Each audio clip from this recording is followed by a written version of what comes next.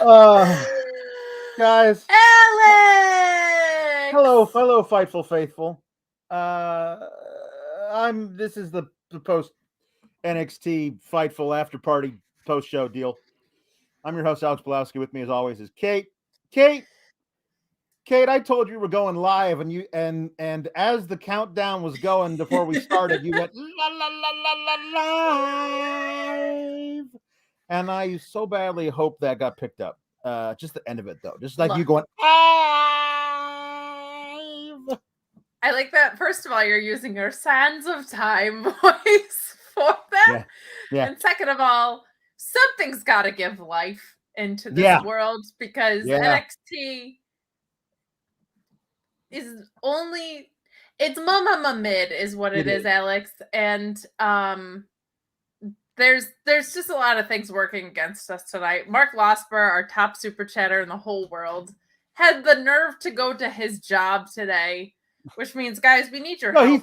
He's the thing of it is that I love about him. He's always at work when he's sending in the humper chats and super chats. It's just today he's got like a lot of stuff he's got to do. It's true. How dare he? How dare his job really? Like to make him work. He's sent in a humper chat. You two as well watching can do that. Humperchats.com. You can send in a humper chat, or you go to the bottom of the YouTube thing. You can send in a super chat. He says, work is as usual currently, kicking my dashing face in. Like CODY in AEW, I'm going to perform an incomprehensible promo calling you all foreign heels and then disappear until I watch on delay. Enjoy the show, everyone. Gunter sucks. Kalex rules. Thank you very much. Thank you so much. We appreciate that. Guys, we're going to need your help. We're going to need your thirst chats about Nikita Lyons. We're going to need your love for how memeable Malcolm Bivens' face is. We're going to need your assistance because Mark Losper got us into this 2.5 hour slot. And now I feel like it's going to just be like Raw, where we're just filling in time. Hey, we got the saga. We do. Reliable. Hi, Kate's mom and dad. Did you know Paul, Rasputin, Elizabeth once changed the flow of the mighty Mississippi to save a family of ducks? True story. And Paul Hensler says, greetings, Team Kalex family, especially W. Pringle. Thank you both for continuing this little thing. Yeah.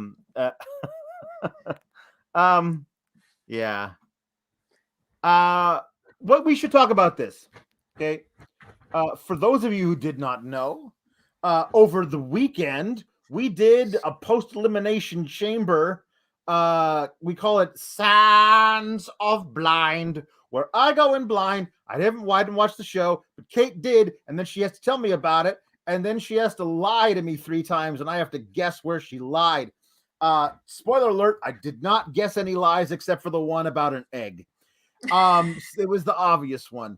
But one of the ones I thought she was telling a lie about, but it was actually the truth, that may have almost sent me into a death spiral of with my blood pressure. It was a lot of fun, and people seemed to really enjoy it. So we're gonna do that every time there's a Saudi show. So as I said, twice a year for the next 2 decades. So come on over next time we do one of those. It'll be fun.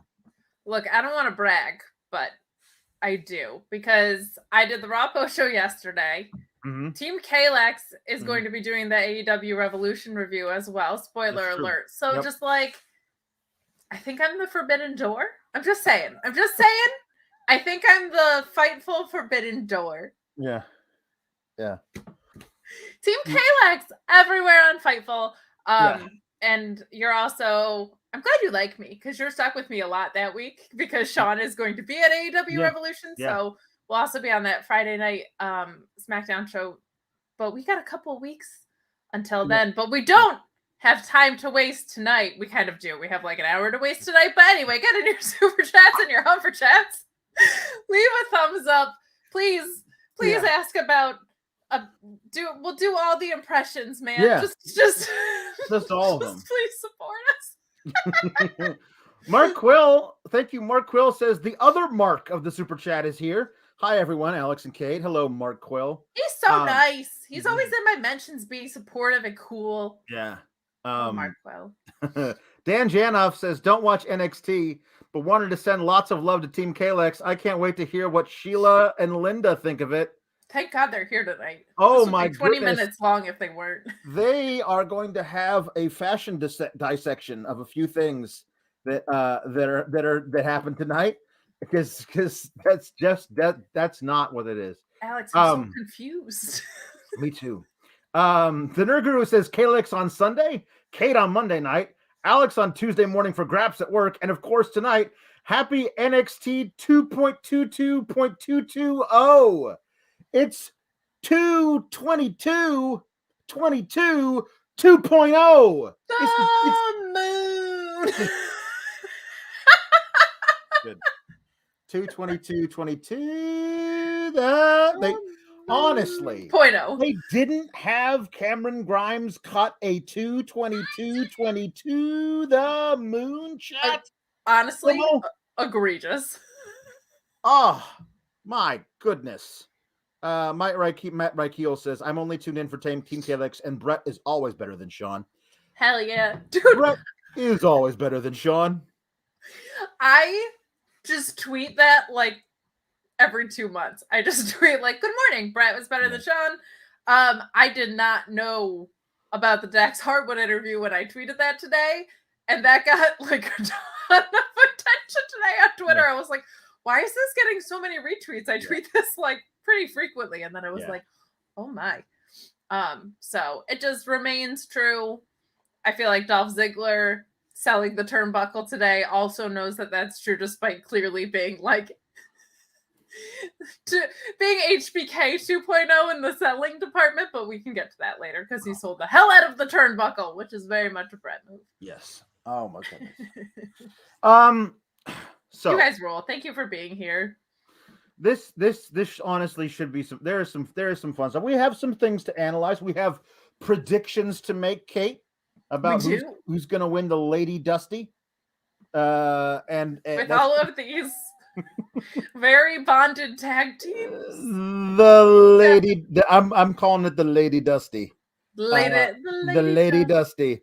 So yeah, they announced on the website on the WWE.com the women, the teams that are in the Dusty. Now we already had 2 matches tonight. But when the bracket came out, I sent it to you and I said, there's a lot of bullshit in here, because it just didn't feel like, because you don't actually have a tag division, really. You've got like 2, maybe 3 teams, which does not a division make. So they had to we're going to throw some stuff together. And I will say, almost ironically, to their credit, they actually spent some time creating some of the teams on TV. Like, they are thrown together, but at least they gave them backstage segments to set it up. Like there's a whole deal now with Cora Jade and Raquel Gonzalez going on field trips to do stuff that they filmed. What I have decided to, and you tell me if you like this, Kate. Frankly, it doesn't matter if you like it, because I'm going to do it from now on anyway. But I'm going to call all of the backstage bullshit, and especially the stuff where they film on location, 2.0 divas. That's what it is. It's 2.0 divas. Ooh, I'll take that. Tonight on 2.0 divas, Cora and Raquel go to some stupid adventure park in the trees and do a lot of acting with sunglasses. Like, go back and watch and see how many times they do one of these where they look over the sunglasses or take them off and then put them back on, like, over and over again. And it really does feel like they really want to harness that crowd.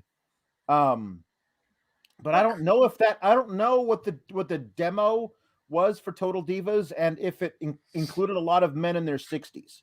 But that's who watches NXT 2.0. I'm going to go ahead and say that the E! Channel's key demo is not men in their 60s.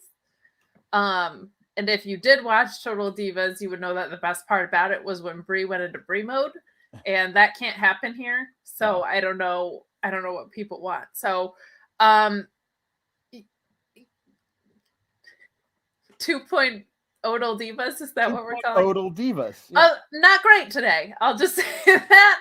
A lot of acting with sunglasses. Never really great. Not yet. Never yet. Great. No. Haven't seen anything great. You know what though? I'll say this: Wendy Chu, a breakout star on 2.0 Divas. Yeah. I could stand to see a lot fewer segments of the boys of 2.0 Divas, Double Vest and the Beach. I could stand to see no more of those, literally ever. It's hard to have confidence that they know where it's going, because they never do. And so when there's no payoff and it's bad right now, I don't know what I'm supposed to get into. You know what I mean? Yeah. Because it's not the acting chops, and I don't usually watch wrestling to watch people try and sign up for dating services. So one of them dating apps. Like what? And also, I don't know. Are we talking about this now? This is a part of 2.0. I mean, sure, why not? I'm like, it wasn't that he needed somebody. It was that he wanted to date her, right? But that's this is the thing. Like, okay, we'll talk about 2.0 Divas. We'll just do all 2.0 Divas. All of 2.0 Divas will happen right now. One of them is that Double Vest and the Beach are backstage, and the Beach needs to get back on the horse. He's been friend zoned by Caden, and so he needs to get laid somehow, apparently.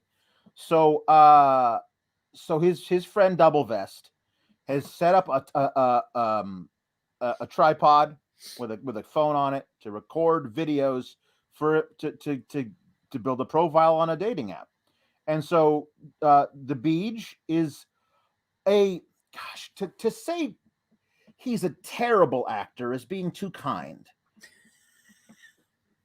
But then again, he's not an actor.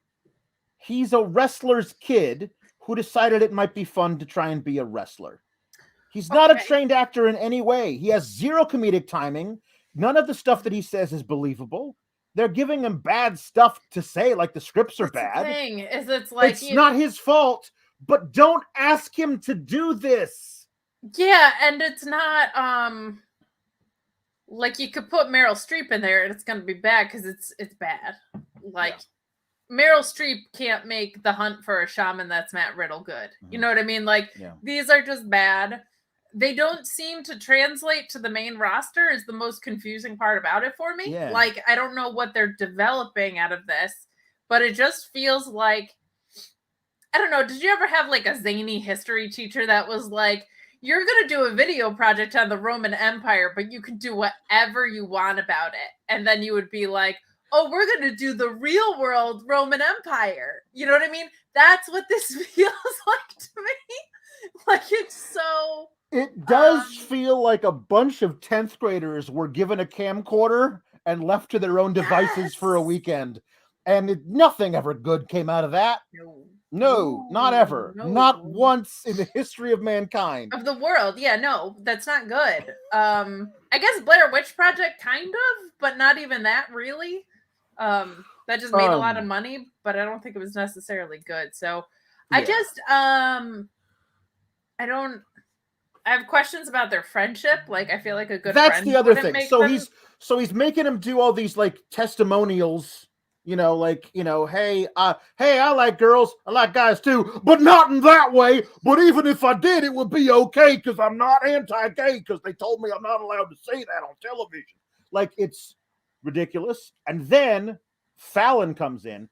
Have we ever seen Fallon wrestle on television? Not as Tasha Price. Wasn't she a bartender last week? Yes. So she's their friend. She's their gal pal. Here's the deal. What's going to happen? She and the Beach are going to end up together. That's the obvious romantic comedy thing, right? Isn't that what's going to obviously happen? Like, I had no, I mean, like, like I've been looking for something and it was right here in front of me all along. Like that's what it's obvious. You watch enough Hallmark romance movies, I know that you can see it coming a mile away too. So, of course I can, but she would have to be like a high-powered businesswoman in that scenario. But in this case, she's a bartender / wrestler. Also hangs out. And she, I guess, is going to then fight Casey eventually, or Caden rather. I feel like Caden's out of the picture now because like she friend zoned him, and then that's the end of that for them. Maybe, I don't know, maybe not. But anyway, if that comes in, I think it's going to be terrible if it leads there, and it's also terrible if it doesn't lead there because that means it was completely pointless. You know what I mean? Yeah. So then, not great. She comes in and she says, "What are you guys doing?" As she stands there awkwardly. She stands there fully facing the camera with her hand on her hip, kind of weird. Hey, what are you guys doing? And Double Vest here is helping me film some videos for one of them dating apps. And she's like, "You don't have to film a video. You can just take a picture. Look, I took a picture right here. Okay, I'm gonna text it to you. I'll set up your profile." And behind the beach, Double Vest is like, "No, don't do it." And then she's like, "Hey, what happened? You have making me film all these videos, and all I had to take was a picture." And he says, "Well, honestly, buddy, your misery in your dating life is my number one source of comedy." And I was like, "So what? You taped all this? You took videos of him on your phone that you're going to keep on your phone and do nothing with, but like watch them and laugh at them at home in your private time?" Like, I mean, their friendship I don't understand any of it with them brawling. So I guess they have a friendship where they hate each other, like couples who love to fight or something. I don't know. Yeah. It's weird, but that's not a. And then he's like, "Oh, sorry, buddy," and he takes his tripod and his phone and leaves. And the beach is like, "Well, thanks a lot, buddy." Oh, jeez. I don't know. Like, these two guys can be pretty good bruisers in the ring, but a comedy duo, they ain't. And why does everyone have to be a comedy duo? Like, why does everyone? Like, they tried it with Trick and Mello, and it's like, no, just let Mello be cool. They're signing up for NX Tinder. Well, they had a whole harem of women backstage for a while. I don't know why. Just ask someone out back there. The N and the H says, "I like how they film in front of the same locker set every time, like it's Saved by the Bell. Like they just got the one set that they just put everybody in front of to do it." When I wake up in the morning and I gotta watch NXT 2.0. Oh, God. Oh, boy. Oh, boy. It's all right because I'm NXT 2.0.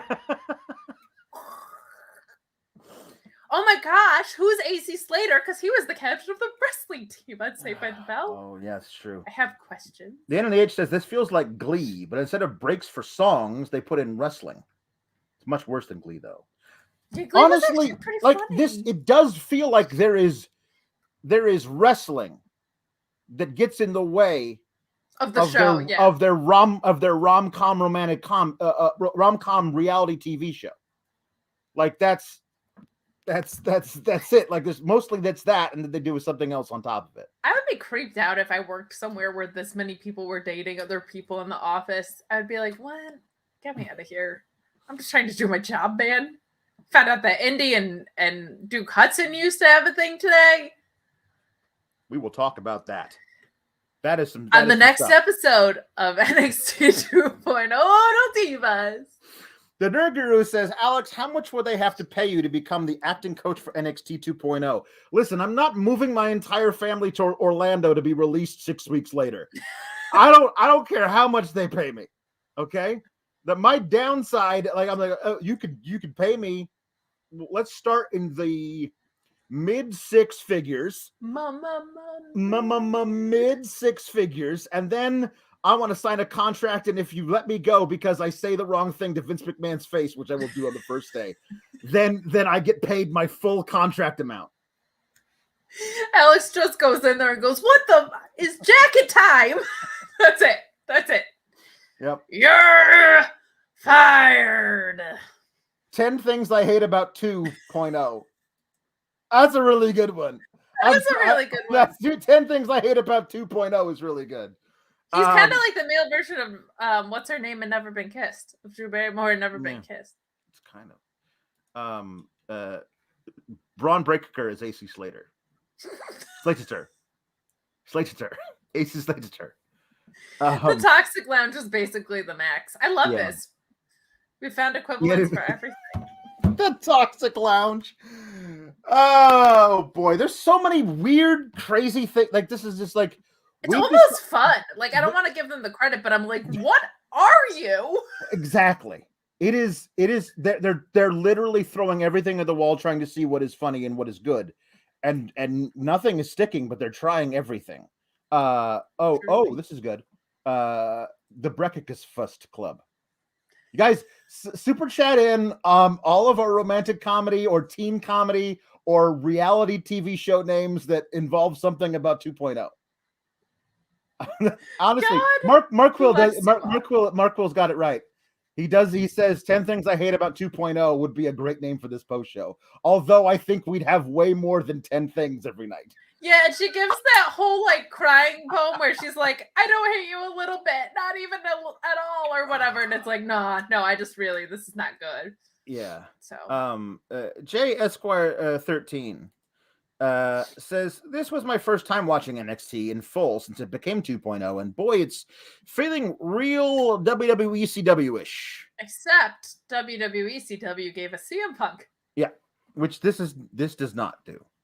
But a lot of similarities, especially in the fact that we just have like main roster talent coming down to work with the younger talent now, which I actually don't think is the worst thing. Mm-hmm. We'll talk about tonight's main event, which didn't have anything to do with that. No. But I think it's good to have very experienced talent working with green talent so that you can get a measure on where they're at. Yeah. I think that's actually a very smart thing to do. Shot Kid 29 said, spent my day off playing the new Destiny 2 expansion and ending it watching Team Kalex rightfully bury WWE. Pretty good day if you ask me. Well, we're very happy we can be a part of your day. Yeah, we're very happy you guys sent in super chats to the most medium thing in the world. We started out with a Braun Breaker promo, which we did. Honestly, he's just like, you know. We got the horny intro. Well, there's a horny intro, obviously. There's always a horny intro. But we got the Braun Breaker promo is like, I beat Santos Escobar, and I'm the best thing in NXT 2.0. And it's like, okay, yes, you're right. It's true. I mean, I don't know what they'll say about that. It wasn't really much to that part of the promo. And then we got Dolph Ziggler. Because if he's in NXT and he's got two consonants, he's got to be the Ziggler. It's true. So Ziggler, he says, that's too much fun to say. Ziggler is he comes out and he cuts a promo about, hey, you're not even gonna make it to Stand and Deliver in Dallas. That starts at 11 a.m. local time, 9 a.m. Pacific. You're not even gonna make it there. Oh darn! And I'm like, are you having the championship match before then? Is he defending it against somebody else? How is he not? Are you going to attack him? Are you going to hit him like Nancy Kerrigan him? Why are we saying he's not going to make it Stand and Deliver? I don't understand why that's a thing. I mean, NXT 2.0 parking lot is still the NXT parking lot, man. Yes. Yeah. Well, then he says you're going to make it, but not as champion, right? That's right. What they like eventually work their way around to. He says we're making him as champion. Well, who's he going to lose to? You? I thought you were having the match at Stand and Deliver. Are you going to have it before then? That's a weird thing. I mean, obviously you probably are, but then they're going to have like a DQ finish or something stupid. And then they'll do the rematch there. Maybe they'll do that because they can't think of what else to do for 6 weeks. Is there any other announced, there's not even like a special, right? There's not even like a St. Patrick's Day slam or any crap like that between now and then. JW Pringle says the Hunger Games. Yeah, it's like rule. we're gonna have I'm gonna beat your buddy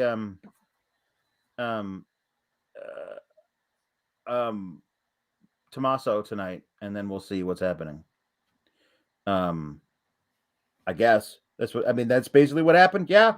I mean, I'm not living anything out really, because it felt like a way of like, hey, Dolph's here. Anybody remember that, the thing that's going on?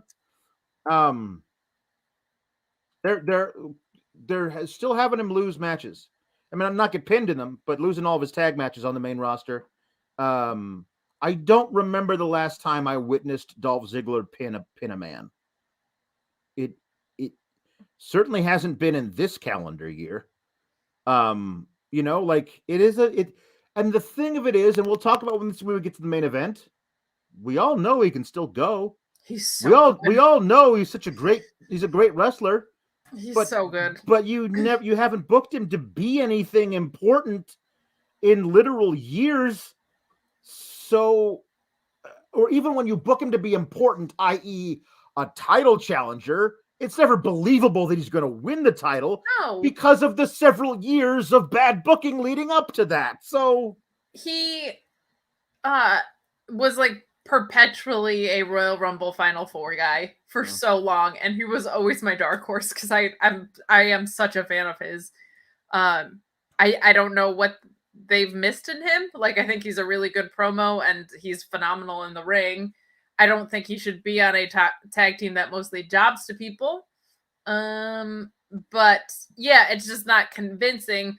Though I will say, as much as they overlap worlds, they're very separate worlds that they operate in. Mm-hmm. So maybe I'm not like supposed to know that about him, but I do.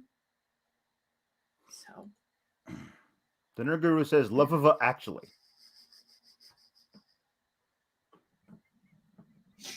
That's like the one, because I didn't even see that movie, but aren't there like 8 storylines in that movie? Yes, there's a bunch. There you go. You gotta watch it. My parents loved it. You gotta watch. I heard it's been adorable and so good. It is just the most digestible piece of tripe. It's really just terrible. It is sugar-coated shit. And it is so sweet to eat, and you know it's bad for you. Every year I get suckered into watching that damn thing again. Yeah. Well, this is not very digestible. This is not sugar-coated. This is just mostly bad. We get our LA Knight versus Grayson Waller match. Yeah. And just here to pop myself, guys. Waller gets control and is in control for a while, and then he tries to hit his finisher. And in order to hit his finisher, he's standing by the ropes and has to motion to his bodyguard to, can you step aside, get out of the way? Because I got to get out there and run down halfway down the ramp and jump into the ring. And Sanga, I don't know how good he is at understanding body cues, but like Grayson Waller actually had like, oh, you're just gonna get right past you here, excuse me, because I don't know if you've realized this, Kate, but they have put the barricades about 16 inches from the ring, and it's really hard to move around out there with the ring steps and everything. This is why I say perhaps it's not a good thing for your finisher to require you to get out of the ring and go halfway up the ramp before you can do it. It's kind of a weird thing. But particularly when it's your only finisher. It's not like he's not doing the Danielson thing where he's like, I have the yes lock and the cattle mutilation and blah, blah, blah. This is the only finisher he has. Mm-hmm. He has to leave the ring to do it. Yeah. Maybe this is why the roll up is so freaking protected, because this makes no sense at all. Though the match I felt like was decent. Yeah. He can sell really well. I'm impressed by his selling. But we just like don't care about the restraining order anymore. Like, we have to talk about that was because he was shown to have violated the restraining order himself. The restraining order is there null and void because he's not allowed to provoke or come near or attack or do anything to LA Knight That was they had. Remember they had the SWAT team in the ring. Oh yeah, but like so it was dumb and pointless. Like there was no payoff even with that. He just feels fine walking around the workplace now. Like I don't know. So like I was like, it couldn't be worse than them fighting for a hosting spot at Halloween Havoc. It can't get worse than that. No. And here we are. LA Knight tries to, is it BFT? It's his weird little snapmare driver thing that he does. Yeah. But he can't do it because Sanga is grabbing on to his arm from the outside and the ref doesn't see it, I guess. So LA Knight tries to do the snapmare driver and then just falls on his face. It's not you can't do there's no water in the pool with a snapmare driver because it requires you to I don't understand, you can't do that to yourself. But he stands back up and Grayson Waller does this weird thing where he goes to pick up a LA Knight for a body slam and then just rolls through it into a weird roll up. What was that? And I'm like, this is the finish you booked for this thing? I can't believe I'm saying this considering what happened to EC3, but you gotta get Larry Knight on the main roster yesterday. Yeah. He, I never understood why they didn't love EC3 because he seems like their wet dream. I was never a hunter guy because he was a hunter guy because he was and because he was not only was he an Impact guy, but he was named after the woman who was running Impact. And somebody, right. I'm positive of this. Somebody told Vince that's what EC3 stood for, and he was like, "Well, fuck that guy. He's getting buried forever. He's done forever." Yeah. I was never super into him. It just feels that was just a weird one. That was just this guy has everything they want. The handoff just dropped off like so many of them. But LA Knight to me is just, it was silly he ever went to NXT first. I felt like he came in around the same time as Taya Valkyrie, and I was like, they're going to NXT. Why aren't they just going to the main roster? It's so obvious. And two people, now one released, but two people that very obviously could have fit in on the main roster. Stylistically, they made more sense there than what NXT was. So I'm with you. Call him up. He's just weirdly in between generations in a way. Yes. And he doesn't fit there. So they gotta put him on the main roster. Put him in him versus Damian Priest. I'm all for that. That's such a good feud. Make it happen. Let's go. Yeah. Well, somebody sent in one saying, Nerd Guru says, would have been so much better if LA Knight was the Mrs. Tag partner. I just wish he'd called Ray's dipshit kid dummy. Yeah. Yeah. Dummy. Yeah. The Miz and LA Knight cutting promos on Dominic would easily take up a half hour of Raw. And I know that's really what you guys want, just to do that forever. That would be good. Yesterday, I called Dominic a golden retriever of wrestling because he's just a little dopey and happy to be there. He's Doug from Up. That's what he is. You are my master, and I love you very much. That's the level of dog he is. Oh no. I mean, Valab says we should call it I know what you did last summer. That's a team thing. It is, but is the K on the front, or should we just double the W at the end? That's what I'm trying to know. Because it's I could cut no. I could cut nah. What you did last summer. I don't know. That just sounds like you're an announcer. I know. No. What you did. Last summer. Today. Bill says, after every NXT, I wish I was sleeping in Seattle. Hey-o! You're Wendy too, both, my friend. Single blue note, the panda says, Imperium pie, like American pie. Imperium pie. 2.0 Jump Street from the N and the H. Peyton Carter, The Land Before Jacket Time.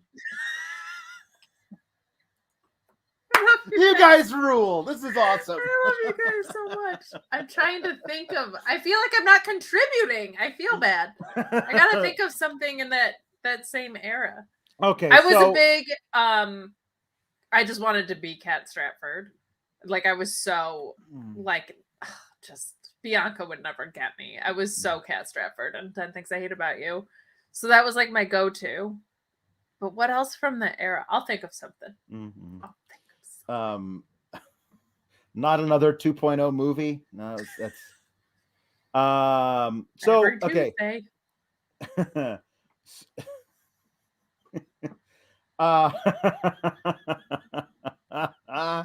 Wendy Chu starring in Chewless, as if I don't sleep. Chewless. So here we get as LA Knight's walking away because he beats the hell out of Sanga afterwards. He hits him with a Sanga BFT. was a little bit questionable in this whole match. Yeah. But as he's walking up the ramp, he's saying to the camera, I want you in a last man standing match, dummy. Yeah, then we'll see what's up. And they never announced it. Like so I'm assuming we're gonna get that match, but you know. Mighty Morphin Power Breakers. It's good. It's not bad. This has I love your dad. Jurassic Park. Because you know the very notable teen comedy Jurassic Park. Same era. This kind of feels like Jurassic Park. Mm-hmm. I'm terrified to watch it every Tuesday. No, it's the dinosaurs are the people who are mostly watching this show. The dinosaurs are the only good people on the show. It's true. So we see Dakota Kai walking around looking for Wendy Chu, and she finds Chu. She's asleep. Why didn't you tell me we were in the Dusty Classic together? I need my nap or whatever, blah blah blah, or I won't look this good. I didn't tell you, but I told your imaginary friend, is what Wendy Chu says. So like you haven't, like, my track record isn't really good with friends, but you've never had me as a partner yet. And Dakota Kai is like, she chose us, meaning her and her invisible friend. But then she chose me. Like, if the kindness of Wendy Chu can bring Dakota Kai back from the brink of crazy heel thing, all right. Yeah, I mean, sure, that could be cute. Paul has been this with the He's internet. still undefeated. He's still never lost a wrestling match. Valab says, I don't care if you don't know what Yu-Gi-Oh is, but please only refer to Sanga as Sanga of the Thunder. I don't know what that is. I don't know what it means, but in honor of you, Valab, I'll try to remember. Sanga of Time. Sanga of Time. So they're going to show us the deal. The bracket, and they show us the bracket, and so this is what we're going to talk about. So Io Shirai and Kaylee Ray are in it. We saw them get together on TV. That's good. Wendy Chu and Dakota Kai, we saw them get together on TV. That's good. At least we know that there's a storyline reason they've put in that work. That's good. We know Yulisa Leon and Valentina Feroz are a tag team. They dress together. They shop at the same store. Cora Jade and Raquel Gonzalez, we briefly talked about this. They tonight on 2.0 Divas, they like Cora Jade says, we've been waking up at 5 a.m. and working out. We're training your way. This week we train my way. And then they do a lot of acting with sunglasses. And Raquel Gonzalez says, I don't do well with heights because they're going to do on some, like, one of those tree top walking things that, like, It's not zip lines because you're not going fast. You're just walking on tight ropes in the air for some reason. It's like a rope course, right? Oh yeah, that's what they call rope course or whatever. And so they do that, and Raquel hates it because she hates heights, and Cora Jade loves it because she's extreme with 4 X's. And she's not. She doesn't even have an extreme skateboard. She's the tiniest skateboard in the world. And then they decide, that we're ready for the Dusty Classic. Starts next week. Hooray. So they did a lot of work showing us them. And then we know it's Casey and Caden, the TikTok tag team. We know them. And then these 2 random tag teams.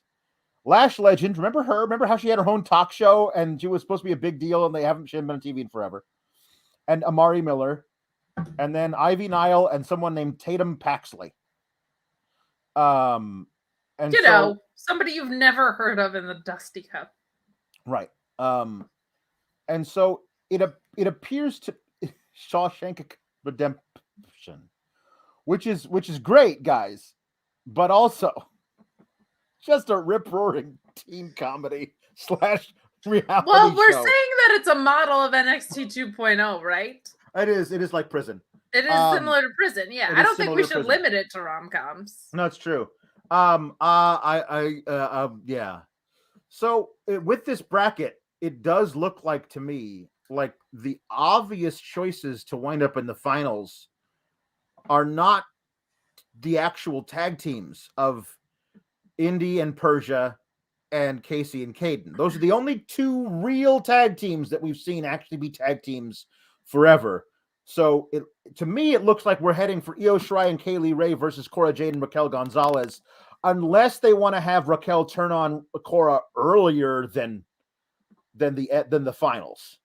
But I mean, Alex, what the hell is the point of the division? There isn't one. There's not a point of the division, and there's not a point of the division on the main roster either. Like, what are we doing? This is a disaster. Why are you even having the tournament? Why?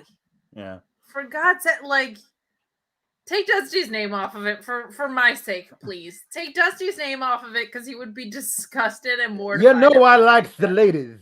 The Lady Dusty has got my name all over it. He loved tag team wrestling, not 2 people. That's true. To row together. Double Vest and the Beaches, Excellent Adventure. See, we have to expand beyond rom-com. My dad is an innovator. He broke that wall down. He said, Bill and Ted's Excellent Adventure is a lot closer to the genre we were talking about than Shawshank or Jurassic Park. True. I love all of them. But not less accurate. No, true. I'm terrified of watching this every Tuesday. Chris Pereira sent in the Humper chat. Halloween H2.0. H 2.0. Jay Larkin says Shrek 2.0. That's technically a rom-com. Shrek. Yeah, and Bill says this is true. Eventually, we're going to start getting piped in woo when everybody kisses and oh when they have. They already started with the laughter on the main roster. Yeah, they absolutely ridiculous. There's the Toxic Lounge, the ladies of the Toxic Attraction sitting in. It's not the Raven's Nest. It's some other elevated platform watching all the Disney Cup matches. And just looking on with disdain. But Mandy says, I'm so glad that Kaylee Ray and Io Shirai realize they'll never be women's champion again, so they've decided to set their sights on the tag division. But even if they do somehow win the Dusty Classic, they're going to lose to my girls. What was the point of the Toxic Lounge if they weren't going to interfere? So they can be on TV and all the 68-year-old men can drool. They couldn't have done that with Mandy in the pool? They pushed this poor girl out of the pool to not even interfere? I don't know. Listen, she loves her pool. I don't want any more interference if I don't need to have it. We're gonna get some at some point because I think that there's a very good chance that they don't want Kaylee Ray and Io Shirai winning the tournament, so at least they'll try to stop them from winning it. That kind of a thing. For the love of God, though, why aren't they just watching backstage, looking at a TV sideways but every other wrestler in the world? They had to have a toxic lounge. Think of how toxic that lounge is, Kate.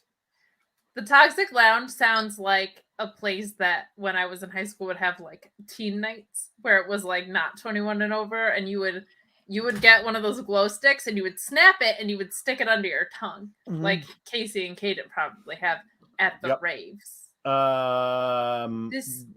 What is going on?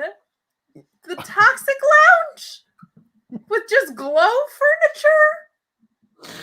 I get that it's not like wrestling. I'm not asking you for a 60-minute Broadway here, but my God. Listen, one of my favorite things they used to do with Big E, I think, when he was Intercontinental Champion, is they had him sitting on a couch near the commentary desk with his feet in in a foot bath, eating popcorn and drinking wine or something, watching people. Yeah, and Peter Avalon had his heart-shaped bed. I get it. There's like times and places, but the toxic lounge. The toxic lounge does sound like one of those things you're talking about, like a hey, it's totally fine. We're not going to serve alcohol in here on Thursdays. We're just going to bring in all the underage girls. So, because that doesn't sound like a hotbed of human trafficking at all. Not even a little. Liam Neeson is going to shut down that place so hard. Where's my daughter? Except nobody there has a particular set of skills. No, that's true. That's true. Nobody in NXT 2.0 has a particular set of skills. So Jay Blood says Gigi is so much better than this. Go watch her match with Thunder Rosa or the Banger with Chris Dickinson. She's a breakout star if they'll allow it. Yeah, I don't know. We'll see where she goes eventually. Take it again.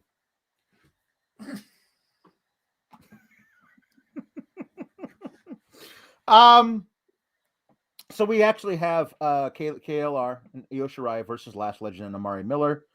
For real though, Last Legend was supposed to be a thing like in the fall, and then she's just gone. I think that some of those things she was having on the 205 Live back when it was 205 Live and not Level Up. It did not go very well from my understanding. And so maybe she was like, well, let's cool her off a bit. But she takes the pin here. It was a quick match. Io Shirai gets the moonsault on Last Legend for the victory. I think they're going to probably blow through the first couple of rounds there. Yeah. Yeah. I don't know. Like, who even made the bracket? Did they like? Whoever makes matches, even though they never appear on screen. All right. It's one thing to like not make matches, to do a whole tournament. Yeah, it's fine. Like hypothetically, you and I could enter. Oh, we could. There's no rules. Or at least Linda and Sheila could. Linda and Sheila could, and they would win. Damn it. Jay Blood says the Toxic Lounge is a suburban dance club and a strip mall, right next to a vape shop. Or they're between a vape shop and a hookah bar. There's the Toxic Lounge. I used to live in Astoria, Queens, and that was definitely like between the hookah club and like a $20 gym on Steinway Street for sure. Spencer Green says, just received my jury duty summons today, and that sounds like more fun than watching this dumpster fire of a show. It's not great. It's not. Doesn't sniff great's boots. It's not great at all. The worst. No. Because like everything else in WWE, the in-ring is okay. No, well, on the main roster, you can get some really great in-ring. Here you get Braun Breaker and Carmelo Hayes being great for the most part. And parts of Dynamite. So we got a backstage interview with Dante Chanina. Sorry. having too much fun with this. And he says, Duke Hudson attacked me, and then when I was being held back by the refs or whatever. Now I'm gonna get my revenge. And I was like, I mean, good for Dante Chen. He seemed impressive when he debuted in September. We'll see, we'll see what happens after that. I think I'm excited about him, actually. Like, I think his promos he seemed to make feel sincere, which was good. Mm-hmm. And in ring wise, he looked great. So hopefully, and I love that the little vignette he did where he actually has a real, honest to God, human interest story about how his dad saw his debut in September, but since then has died, and so he's doing everything for his dad. Like that's a really honest to God human interest story that makes me want to root for the guy. And yet, like, I totally think Duke Hudson has a higher ceiling, and I didn't want to see Duke Hudson lose to Dante Chen, which I assumed they were doing, because what are you doing if not? And the answer is I don't know, because he beat the brakes off of Dante Chen clean as a sheet. He hit him with a big boot, and then hit his crazy like a kneeling outsider's edge that just destroys people, and pinned him. And I'm like, well, all right then, I guess. Guys. Okay. I really don't want to get into the habit of pulling up chats that are not super chats, because we're not supposed to do that, but it's true. He's a person. And that is rare his here. Scarcity in NXT 2.0. He doesn't have like a weird mystical face. Yeah. He's not like nobody's fallen into his lap yet. They're not putting weird coats on him and making sex puns. Yeah. He is simply a person. So is Duke Hudson, actually, now that they've taken his magician outfit and poker gimmick away. He's really good. And he seems really angry, and I would be too if they took all of his momentum that he seemed to have from the breakout tournament and decided to make him a poker player, and only a poker player for like 3 months for no reason. I'd be angry too. I think seeing him today, I don't know why, but I was like, okay, like this guy, like Cesaro, Sheamus feel for sure, like I think could do some really, really great stuff ring wise that feels different in 2.0 and is like getting older and not over on the main roster right now. So it could be good. The stuff with Indy is weird. We can talk about that later. Yes, we'll talk about that. Backstage, Persia comes up to him. It's like, I watched your match. I watched everything. It was awesome. And he just like full on like deep kisses her. Like I was sitting there at home and I was like, oh my God, somebody give me my blood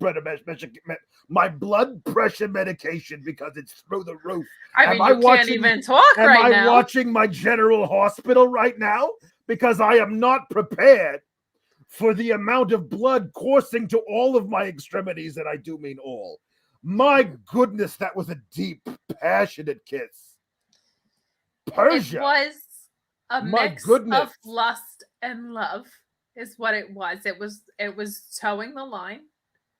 I don't know what pheromones are being released backstage at NXT 2.0. Everyone is just something. So horny there. They're so horny. The thirst is real. It's very real. That's what my nephew said. Is this like one of those bachelor shows where they think the trap's on an island? It could be one of those things. At least in that one, that would be bad. Oh my goodness. But listen, so then Indy walks in and she says, gross. Like she sees two people kissing, two adults kissing, and says gross. I mean, that was intense PDA. It was that was the most intense of the PDA.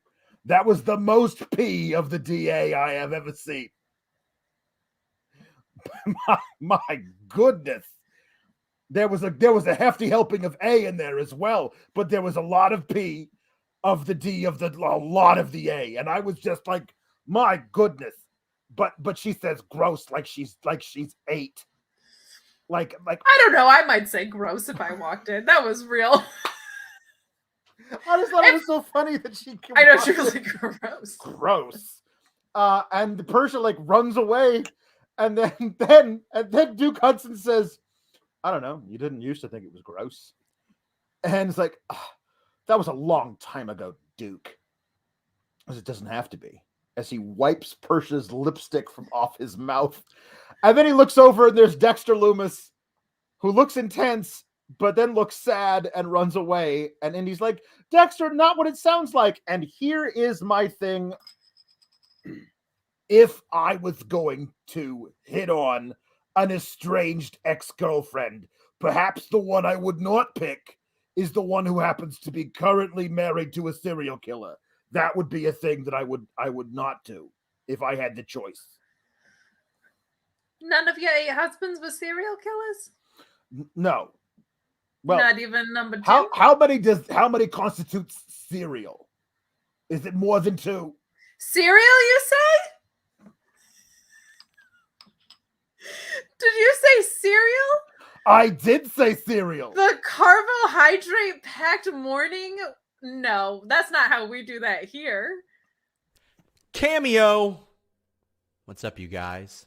It's Sean Ross Sapp. I'm not here physically on the show right now, but I still wanted to tell you about how I'm starting my day no matter where I am with delicious Magic Spoon cereal. 0 grams of sugar, 14 grams of protein, only 4 net grams of carbs in each serving, only 140 calories per serving. Keto-friendly, gluten-free, grain-free, soy-free, low-carb.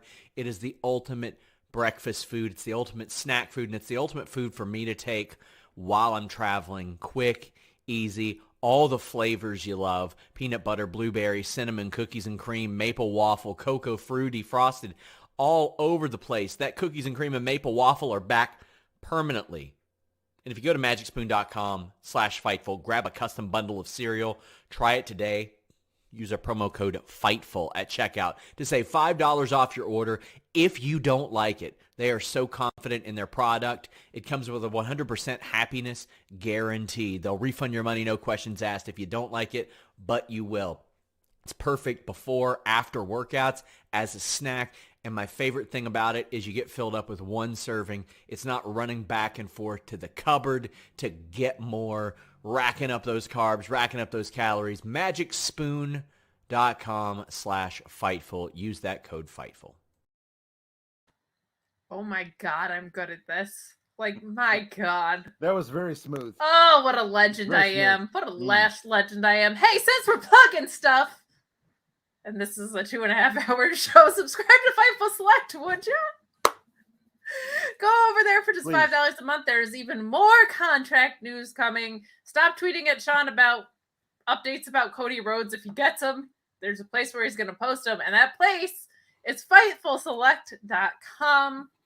Subscribe. Tons of contract news coming from every wrestling promotion in the whole wide world.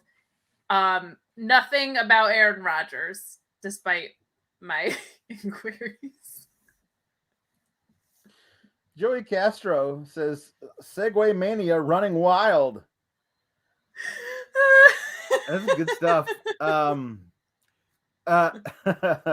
Speaking of this weird backstage segment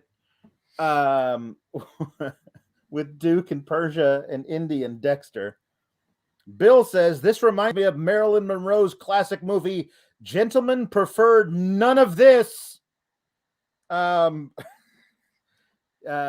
Jimmy Pringle also says, was it Valentine's Day today? Cupid was late. Yes, they could have done this last week, but it had to be today. When it's not, they could have done the whole thing where like love is in the. They could have done a whole. Vic Joseph and Wade Barrett would have loved nothing more than to do a "Love is in the air tonight." I mean, it's not like last week lacked romance angles, but yeah, we could have had this like come to a head a little bit earlier. So Carmelo Hayes came out to cut a promo about how he's the A champion, and Trick was also there.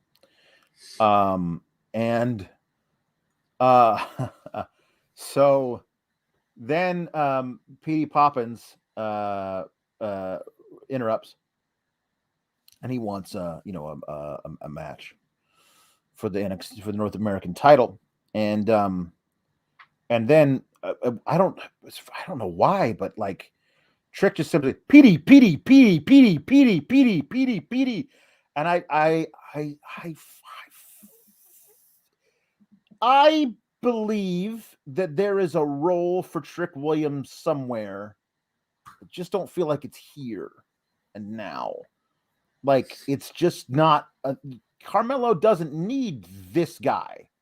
Like, Carmelo doesn't need anybody, is my thing. He doesn't need anybody. But if you, if you wanted, like, if we talked about like the idea of an Odyssey Jones type, sure, like a literal heavy, perhaps Trick is just. He's not that. He's a hype man for a guy who can also. I don't know. It just I don't know. It just doesn't feel like it makes sense. But the standoff between Pete Dunne and Trick and Carmelo Hayes is interrupted by a flying out of nowhere Cameron Grimes, who attacks Carmelo Hayes and also Trick Williams, and Pete Dunne disappears. Like he just vanishes from that segment and then is never mentioned again. But my question is this. If you were to classify how Cameron Grimes lost last week, I would classify it as relatively clean.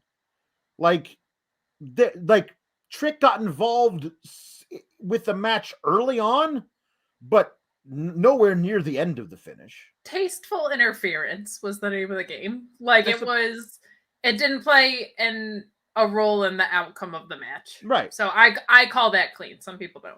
Yeah. I mean, if Trick Williams punches you in minute 4, Mellow don't miss congeniality is pretty good. That's a pretty good one. I like that too. I'm sorry, you were saying. I just had to pull that up the second I saw it. Yeah, because it made me so yeah, the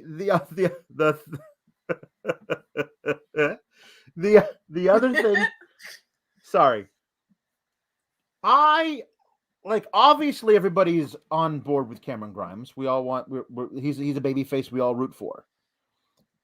That guy, after losing clean, attacking the dude the next week that he lost to, is a sore loser in my book, and I don't want to root for a sore loser. Don't make me question whether or not I should be rooting for Cameron Grimes. Like, if you have him lose like via chicanery and he gets pissed about it, that's fine. Do you know who loses clean one week and then comes back and beats the hell out of attacks the person they lost to the next week? Heels do that. Don't do that. Don't. Beverly Hills 902.0. That's actually much closer to what the real sentiment is. I like that very much. That's going on. That's going on the short list. There was another one here. We got the Bachelor NXT Parking Lot Edition. That was from the N and the H earlier. I like that one. I like Chris Pereira with Fafools Rush In. And Ricardo says she's all of that. She's all of that. And then her guru says, I was so worried we were gonna get like no super chats tonight. We found a thing. We found a thing, and I like Not it. only did we find a thing, but you guys are like killing it. Like just killing it. Like I keep trying to think of something. The nerd guru, but like I can't outdo Beverly Hills 902.0. The nerd guru says break a Quebec mountain. That's only if the Beach and Double Vest have a very, very different outcome of their story than I thought they were going to. I kind of would like that better. Yeah, it would be something new. Something different. Something different, yeah. And Bill says Lawrence of Aloysius. Lawrence of Arabia becomes the made up two first and middle name of LA Knight that I came up with literally like LA almost Knight Rider. Huh? LA Knight Rider. That's not bad. Thank you. That's oh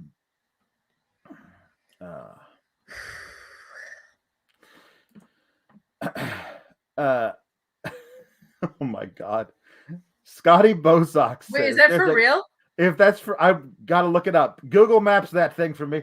There's a club 14 miles from the PC called the Toxic Lounge. A writer probably drove by and thought a light bulb went off in his head. I need that to be actually true. Apparently, it is a legit club in Florida. Wow. I hope they sue. I hope there's a licensing deal. Like, I hope they paid. I hope they thought it was such a good idea they paid money for it. Yeah, that's great. That is very great.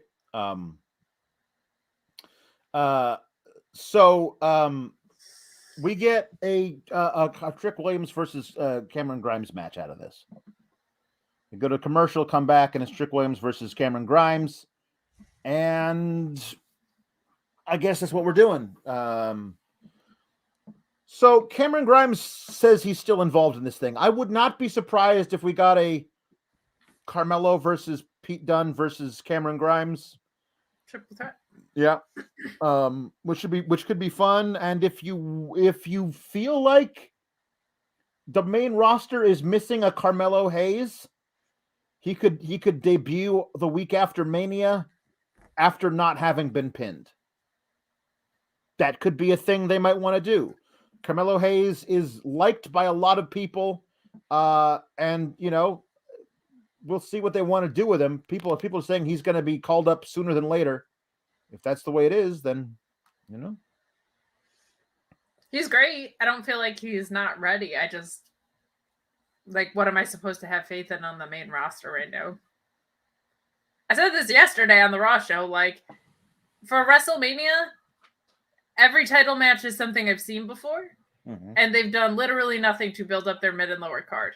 Right. So or tag picture. Forget the tag picture. My God, that's I don't even know how they view tag wrestling at this point. So, all right, I've seen literally everything to do with every title, and the mid card titles don't mean anything. Yeah. So, what am I supposed to care about at WrestleMania if I don't care about Logan Paul? I don't know. There's also a Toxic Lounge in Houston, and so that's good. That's fun. Chris Barrera says the Toxic Lounge is definitely owned by and operated by Vince Russo. For sure. He definitely feels like that kind of guy. Jay Blatt, I can't believe I nailed that. A real club. It's so true. It's a real goddamn club. Yes, of course it is. Of course it is. They wouldn't actually have a creative thought. Yeah. 2.0 fast, 2.0 furious. The Rock to NXT confirmed. Yeah. With Vin Diesel. My God. There was a thing where they interviewed Joe Gacy and they didn't interview Harland. He was standing there.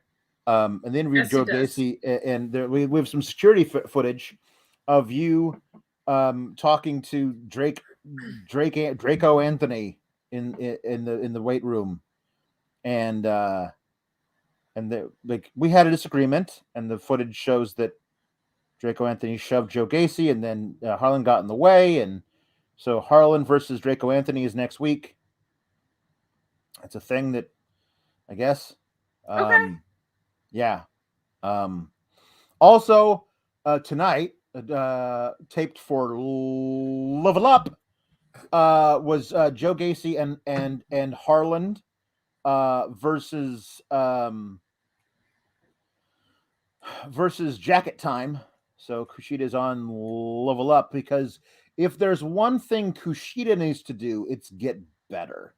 Yeah, in the ring for sure. He needs some time. He needs some seasoning. He needs to develop. Also, he has all the parts, he just hasn't put them together yet. Yeah, it's true. What that guy needs is a gimmick. Also taped for Level Up, and I apologies for the spoiler here, but Saray was on that show.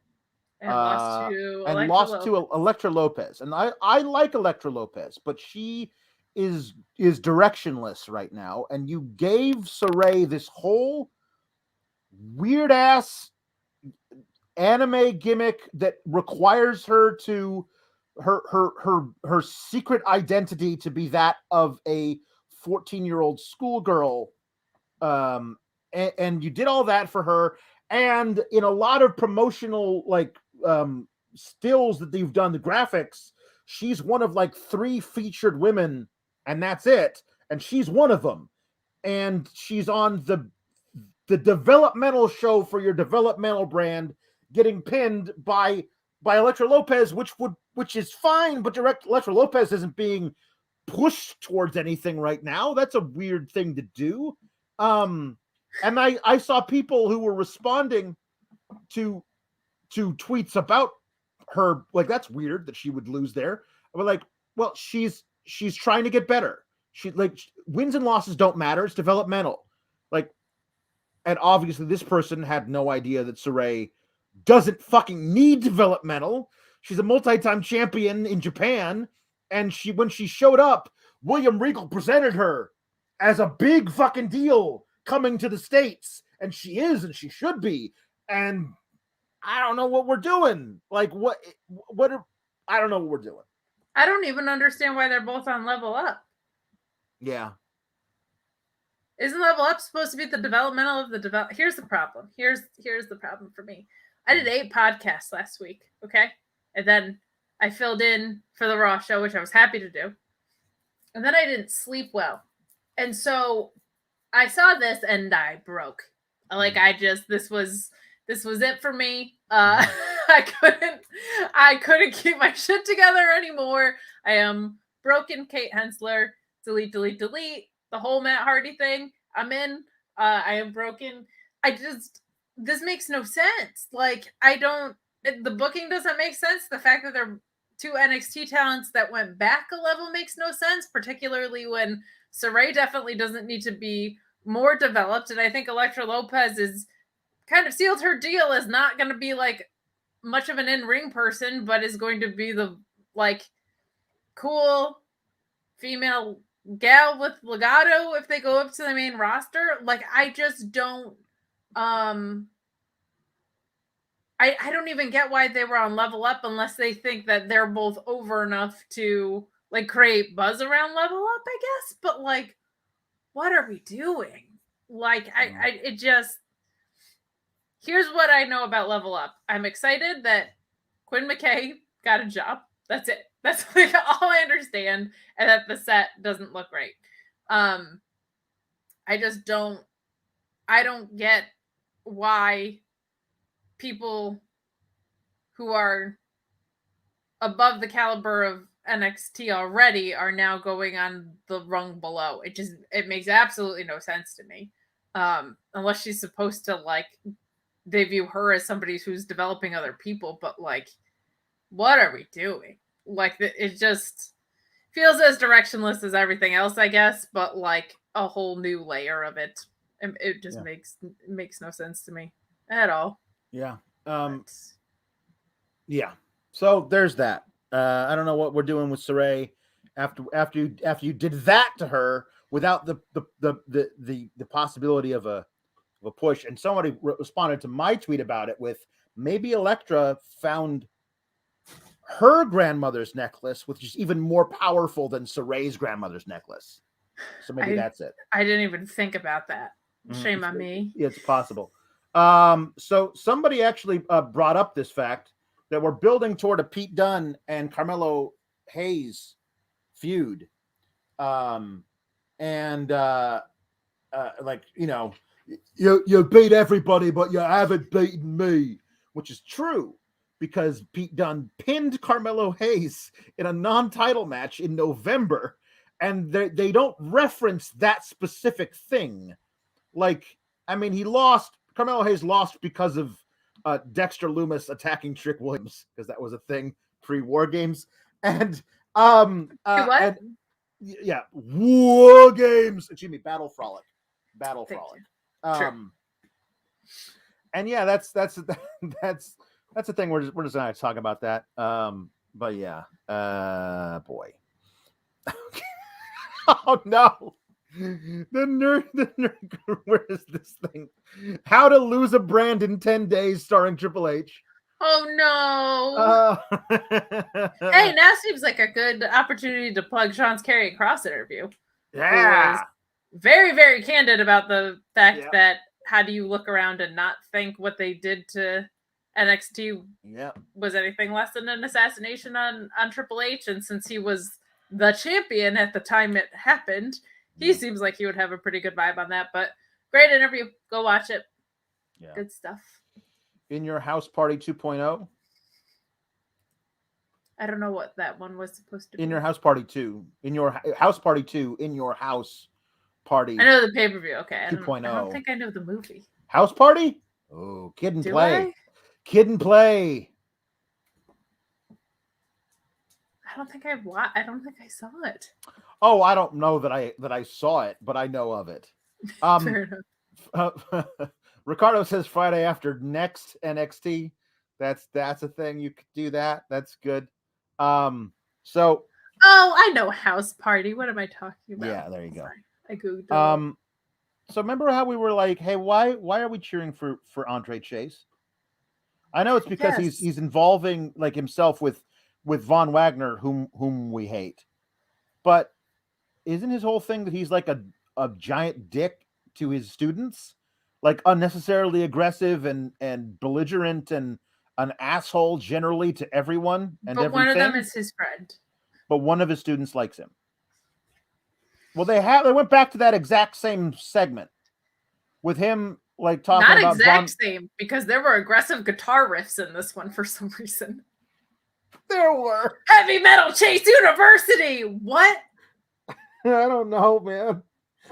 I don't know. It doesn't even get worse. It just gets weirder. This is a fever dream at this point. Andre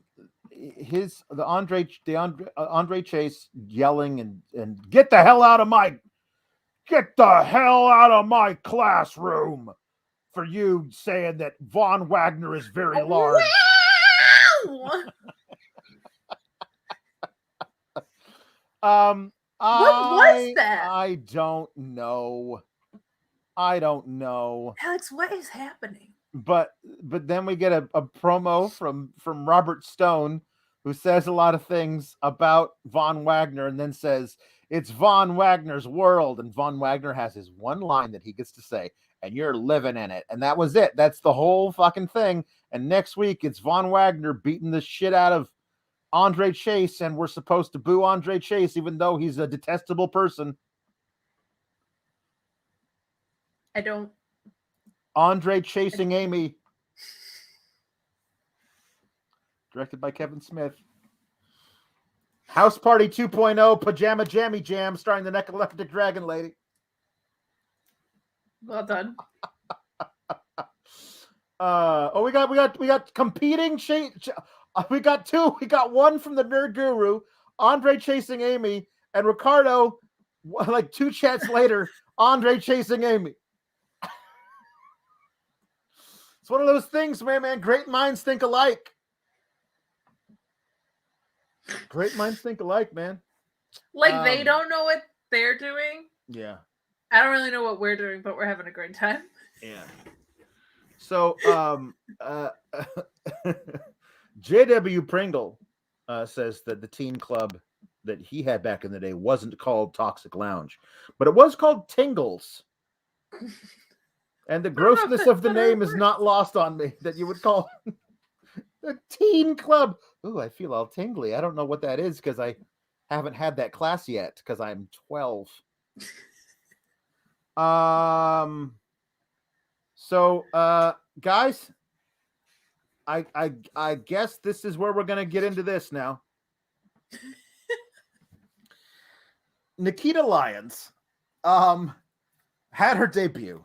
And she, of course, is everyone's favorite white girl rapper / nunchuck, former bouncer / amateur kickboxer / guitarist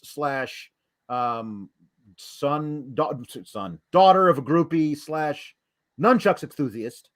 Right. Dancer, rapper, she and backup dance. She's her own backup dancer. Right. She's a lot of things. You know what I call her though, Sean? When she comes out looking like that? What? I call her Human Blue Chew. I hear you. Times are rough. We just got out of a wild situation, a wild year, and people are saying, you know what, it's a hard knock life. But I disagree. Instead, I believe it's a hard cock life when you use Blue Chew and the code Fightful, and you get your first shipment free. Free? All you got to do is pay $5 shipping. Blue Chew is made with the same active ingredients as Viagra and Cialis, so you know they work, but they work on your schedule. Full stomach, empty stomach, ready to go, want to get in the mood. Blue Chew has you covered. Instead of treated, we get tricked. Instead of kisses, we get kicked. I don't think so. More like somebody's getting dicked when you use BlueChew.com. No awkward conversations with the doctor. Because, I mean, you know, I'm all about not being awkward. No waiting in line at the pharmacy. It's because they work with their online physicians to get the active ingredient you need, and it ships straight to your door. BlueChew.com and the code Fightful gets you your first shipment free. That's how confident they are. Free. Use that promo code Fightful. Hardcock Life. I accidentally played the OG Blue Chew ad because I was so excited. But if you're not excited enough, go to Blue Chew and use the code Fightful. Yeah. She was wearing what I can only refer to as a reverse bathing suit. This showed all of the parts that you would normally cover with clothes, but in cutouts. I was very confused by her ring gear. And all of the cutouts, there was a giant hole that started here at the collarbone area and went around so that her bra was fully out. Hold on. So there was a cutout in a cat suit of some kind. Where there was a giant hole here, her bra was just out everywhere. His bazooms were everywhere. Her 2.0s were out. Yeah, her 2.0s were everywhere. And then she had her belly button there. And then there were also matching holes on her hips. And every hole had to be tethered together by what I can only describe as a fanny pack buckle. Like one of those little snippety snaps. I love the fanny those packs. Little plastics. I always wear one when I go out for my mall walks because that's where I keep my because it can keep up with the action of your speed walk. It comes in very handy for my active lifestyle that I am trying to employ in my golden years. Because you need the money for the Cinnabons. I like to keep a little money on hand just in case I'm walking past one of those shops in the mall and I see a little number in the window and I go in and I ask, how much is that? And they always tell me and I go, well, do you have it in a size 18? And they say no. That's why I do all the mall walking. I'm trying to get back down to my college weight, which was 68 years ago. But of course. Or 20. We don't know. Depending. Not really sure. It depends on what I'm doing at the time. It's how old you feel. That's the important part. Everyone seemed to like it because it showed off all of her skin and whatnot. And like you can do that and also feel like it's a functioning outfit. I've never seen anything like this before. Like there were a lot of men who did not mind her ring gear. No, Twitter, the official NXT Twitter account tweeted out pictures of her, and there were I don't know how many masturbation memes in the comments, like straight up, like I'm like, and I'm just like, please, really? We're just doing that. Okay. So. Twitter was so horny for the Nikita Lyons tonight. And somebody on my Twitter called Twitter the Toxic Lounge, and I popped hard for that. Mm-hmm. I was just so worried she was gonna fall out. Sincerely, this kind of looked like they took the Saudi Arabia gear and like cut holes in it. She had fallen out. In order to get into it, you gotta fall out of it. Gotta fall out to get in. That's you gotta fall out to get in. Story of my life. She looks like a powerhouse, though. That was exciting. Does. The thing about it is, like, this gimmick of giving her 18 friggin' things that she does, and then, I mean, people seem to like the outfit. It was distracting to me. I kept wondering, like, how does that work? Well, no, it was how do you even assemble that? Like, yeah, are the buckles? Are the buckles necessary? Like, if you were to go like click, will the whole thing just go doing? Like, I mean, like, I don't think it felt like it was holding everything together by these little plastic buckles. And I just wanted to be able to concentrate on her ring work. But her level ups were in the way. It's very hard.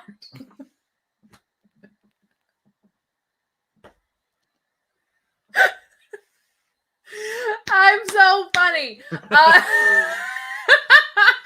No, but here's the thing. I don't think they intended to give her 17 gimmicks. I think they gave her one and everybody laughed at her because it was so bad. And then they were like, no, we got to make her an ass kicker with nunchucks. And then they were like, but we can't forget about the music thing. She was wrestling on 205 Live months ago as just like an ass kicking ninja type thing. And I mean, like, just the idea that a woman who looks like that can do like Ernest the Cat Miller type kicks and shit, that's your gimmick. And what was it? It wasn't a Canadian Destroyer, but she did something near the ropes that was really cool. Or like Sunset Flippy or something. Like she looked really she still looks green. Like it wasn't the most fluid thing in the world, but damn, they don't really have a powerhouse like her down there right now. Like because she's different than like Raquel and Kaylee. Like she's very different. But I'm with you. It's like if they do it on the main roster all the time though too. It's like they just go so far over the top when like you could just I think they just don't need to do 74 vignettes for every single person that comes in. No, they don't. And I was honestly left the match because she had a match versus I don't even know Kayla Inlay, and like people were really digging it for reasons not related to her in-ring work or anything about her character. Just like, you know, they were digging something. Yeah. we got J Blood says lots of incels punching walls during this match. J Blood says Nikita Lyons is going to be appreciated by fans for many reasons. None of which include the 50-prong backstory that they felt the need to saddle her with. No nunchucks tonight. Salty about that. Ricardo Alilohausen kind of does both things. He says La Femme Nikita Lyons. Remember that show? That's good. I do. Well played. Very well played. Yes, we Jade Pringle saying Kate with a verbal RKO out of nowhere. Human Blue Chew. Damn, Kate, you hit it hard. I just go with the flow, brother. And then we got one earlier from Valab saying the fartful door, breaking through all doors to deliver that segue. Here's the thing. Yesterday, Sean accidentally said fartful instead of fightful, and I had said that I was the forbidden door, and it became the fartful door. Yep. And we tackled like 10-year-old boys. Look, Raw's not fun either. We had to do something. Yeah, we had to do something. Money Mark says there's an Iggy Azalea lawsuit incoming. Johnny Scars said Nikita Lyon made everyone NX thirsty. It's obviously I don't begrudge anyone looking good. That's fine. That's kind of cool. I feel like it became the narrative of her debut. That's like the right. thing It became like not in a. God, I don't want to. I'm not trying to be a prude here, but it's not in a showed her ankles. It's not in a respectful way. No, masturbation memes at the official NXT account is not respectful. No, it's not. Like, it's just like, like it's. I don't know.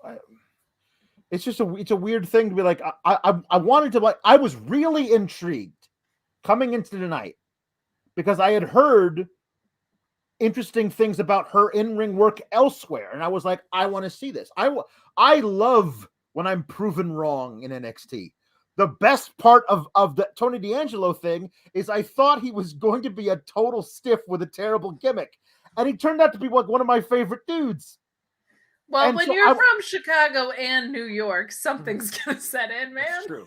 But I wanted to be able just to sit and watch, and I wasn't able to because not only was I distracted by the what I thought was the weirdness of the outfit, I was also struck by, oh no, this is going to get attention from all the wrong corners of wrestling Twitter for all the wrong reasons, and it's just.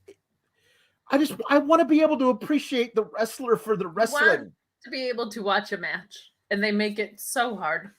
They make it so difficult to be able to watch a match, whether it's because like of that or because there's like a weird high school theater production behind it. Like it's they're so in their own way, and it's a disservice to the performers. But she looked good, and her opponent looked good. From what I could pay attention to, like, and I'm, gimmicks come and go, and so does ring gear. The performer's there to stay, so I think it's encouraging to see what we could focus on in the ring today. But I would love for this to all be a very distant, foggy memory in 6 months when we're talking about her being pushed toward a title opportunity. You know what I mean? Like her and Ivy Nile. Like, I think I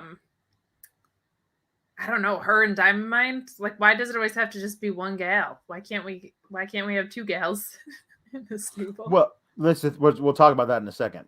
Peyton says, I'm so glad I get to spend my night with Kalex. I do not watch NXT 2.0, just listen to you both afterwards, but I do hope they keep that same energy with Nikita Lyons.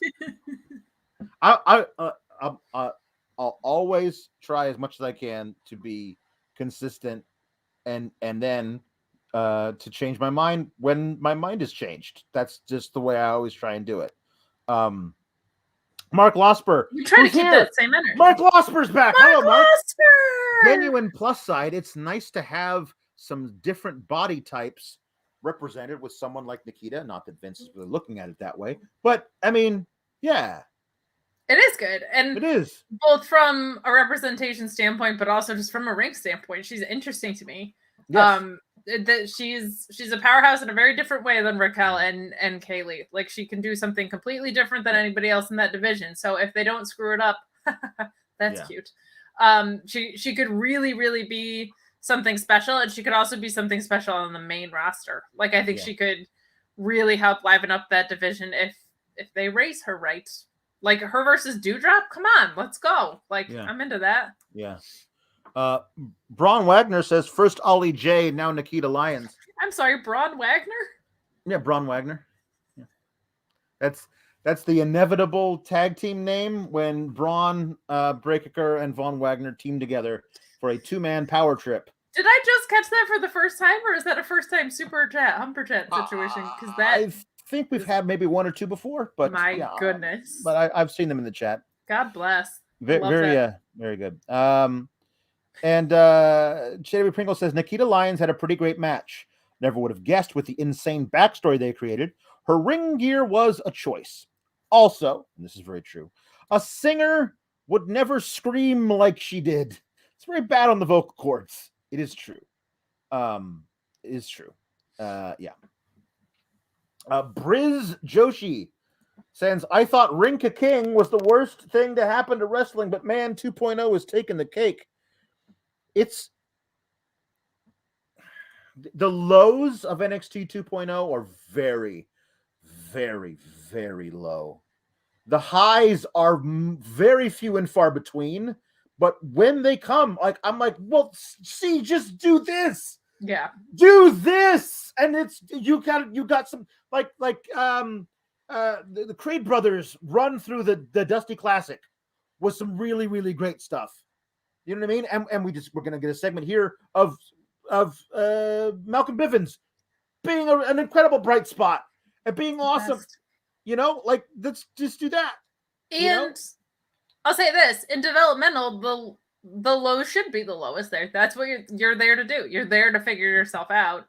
But the problem is it doesn't seem to be developmental in the ways that those lows come out. A lot of time the lows don't have to do with the actual developing of the characters. Yeah. So that gets frustrating. Yeah. We got the Bivens promo, which was nominally a thing about how the Creed brothers won. Mm-hmm. The thing, and there was like a little celebration or whatever. But he keeps referring to Gunther as Gunna, which I thought was fun. And Imperium with some turtleneck wearing something. And I just thought that was fun just to focus on the turtleneck thing. That was good. It is very Steve Jobs, the turtlenecks. It is very, yes. The Nerd Guru says, Eternal Sunshine of the Diamond Mine. That's good. I like that one. We could do Mean Girls and just leave it. You don't have to change anything. Yeah, it's true. But they are interrupted by Imperium. With Walter, and he says, "Hey Gunna, sorry, they didn't mean to, sorry Gunna," and then they, "How dare you? It is Gunther!" And we get Fabian and Marcel like Gunther, and I was like, okay, right, great. Did you notice on Raw last night that Jimmy on commentary referred to him as Walter? He said, I've seen I've watched my NXT. I saw a Walter match that I thought was really, and then Corey cut him off immediately, like, I believe you mean Gunther. I did. I actually did. I meant to mention that, but it was the Graves and I just disruption. I really want Jimmy just to be like, nope, I'm sorry, I'm not going to call him that. Well, he's getting Walter chants, like Daryl Strawberry style Walter chants every time he comes out, and he's always going to. Always. And he doesn't. I don't want to say it doesn't seem like he's handling it well, but like he doesn't know what to do. Like there's been no advisement on how to handle that. So you would think with all the piping in of the crowd noise that they do, they could figure out how to mute that, but. Just mute all the crowd mics and put in the same 6 interns cloned over and over again going, Gunther, and just play it over the top. There you go. But so there's a brawl between the Creed brothers and Imperium. And then Walter backs Malcolm Bivens into the corner, is going to murder him. And Solo Sikoa from out of nowhere attacks Gunther and drops him a super kick. And then we pan over to Malcolm Bivens, who's sitting on the top turnbuckle, shitting his pants, and just with a big old smile on his face and a shaky thumbs up. Total meme forever and ever. That was so good. So good. And I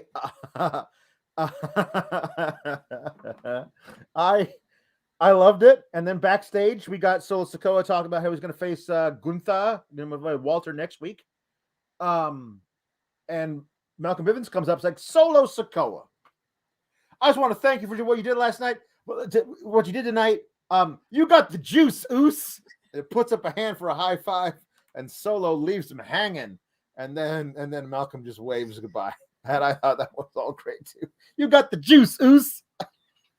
Up top. Up top. Up top. A gem. A precious gem that Malcolm Evans. You know what he is? He's an uncut gem. Uncut. Alex. I'm obsessed.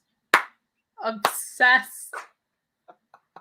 I know. Obsessed. I know you are. With this Uncut Gems thing that's going around. NXT was my muse on the NXT Fightful post show and Uncut Gems. I cannot stop watching people make fun of it and laughing so hard. Just the most ridiculous thing. All she did was say Uncut Gems weird, and that's oh my god. It's well, no, to me, it's classifying yourself as a muse for somebody who. In her defense, she got asked if she was one. The answer is no. The answer is no. I'm sorry. Well, and like, what is the question? I'm obsessed with it. I can't stop. Do you know what you call Alex, I have a joke. Give it to me, sweetheart. I can't wait to hear it. What do you call an uncut gem on NXT 2.0? I don't know. What do you call it? A diamond in the rough. Thank you. Kind of feeling myself today between my incredible segues. Yeah. And my diamond joke. I don't know, man. I got my joke. My uncut gem. Bill says every time I see Bartel and Eichner, I'm always waiting for the turn into snooty European fashion designers. Don't give them ideas. I will pay you $5 back for you to not put that out into the universe because they'll do it and they'll be like the creators of clothes for jacket time. It's going to be terrible. Please don't. If they call up Gunther by himself and leave the other two guys, that's what they're going to be. Calling it now. If they split them up by calling up Walter by himself, they're going to come up with something else for these two guys to do. It's going to be that. Why do you want me to quit the show? Why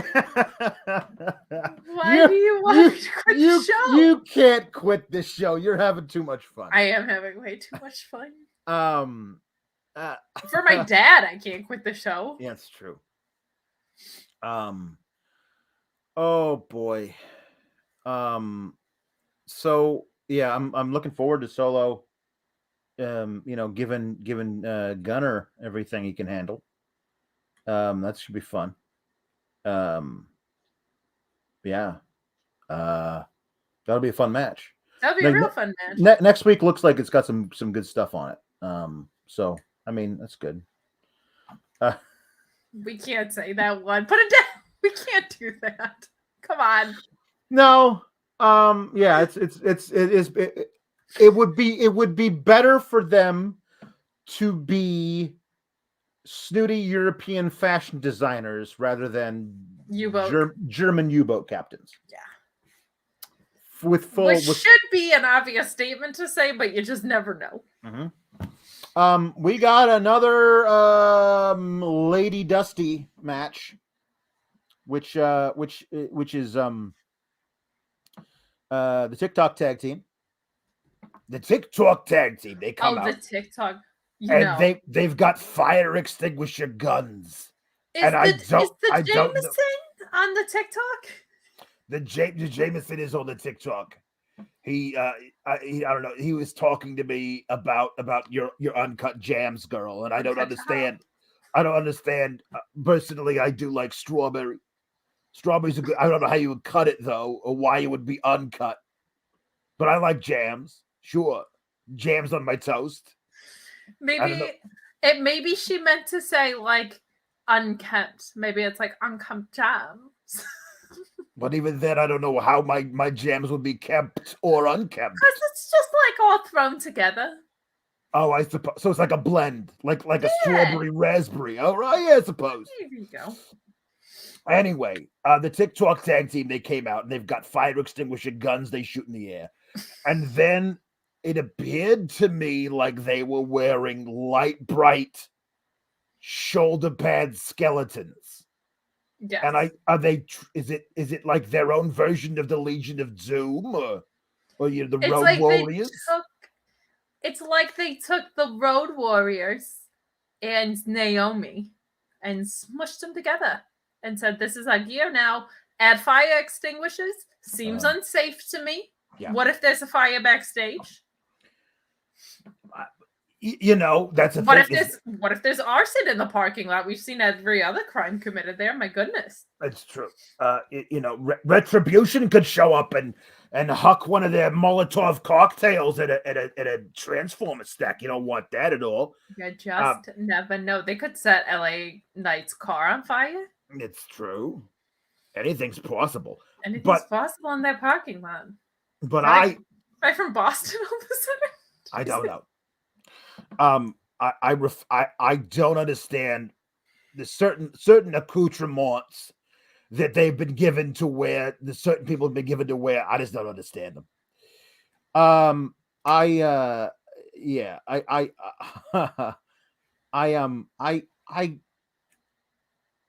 thought this is fine. They've presented Ivy Nile to me in a way that makes me believe that she could win this match without ever tagging out. Yes. You know what I mean? By the way, Tatum Paxley is supposedly a new recruit to the Diamond Mine. That's why she's wrestling with Ivy Nile. You would never know that. They did not mention it on the show.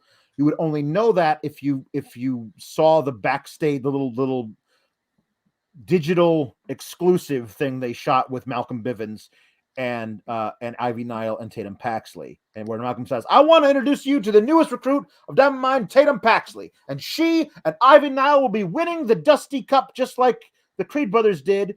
And the whole time, Ivy Nile is looking at Tatum Paxley like she wants to murder her. And so with that bit of backstory, everything about the match tonight makes sense. Without it, I'm not really sure what makes sense, because Tatum Paxley got to do some fun stuff in the match, but obviously Ivy Nile is the star. Tatum Paxley takes the finish. She loses.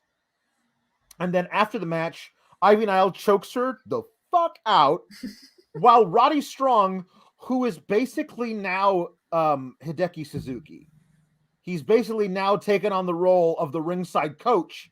He's not able to, to do anything. He's not able to wrestle now. He's just hanging out. And so he's basically like, "Okay, Ivy, let her go. Let her go." And then they leave. And that was it. Ivy Nile is amazing, and I really feel like she shouldn't be doing that. She's really fun to watch. She should. I want her to be the one to dethrone Mandy. No, as they said in the chat, it might be Nikita Lyons, and then the entire feud will be based on who's sexiest, because that's the thing. Mandy Rose says, "You can't beat me because I'm hotter than you," and Nikita Lyons can say, "Excuse me, I have hundreds of men posting masturbation memes." It's true. Do you have that, Mandy Rose? I mean, she probably does. I honestly don't know. I don't really follow any of that crap. But can Nikita Lyons? What's her chlorine tolerance? She doesn't need to swim. She's singing. She's rapping. But can she record an album in the pool? Ooh, I don't know. Maybe. I have questions. She has to get one of those waterproof podcast mics. Ryan Sullivan says Ivy Nile is a star. She absolutely is.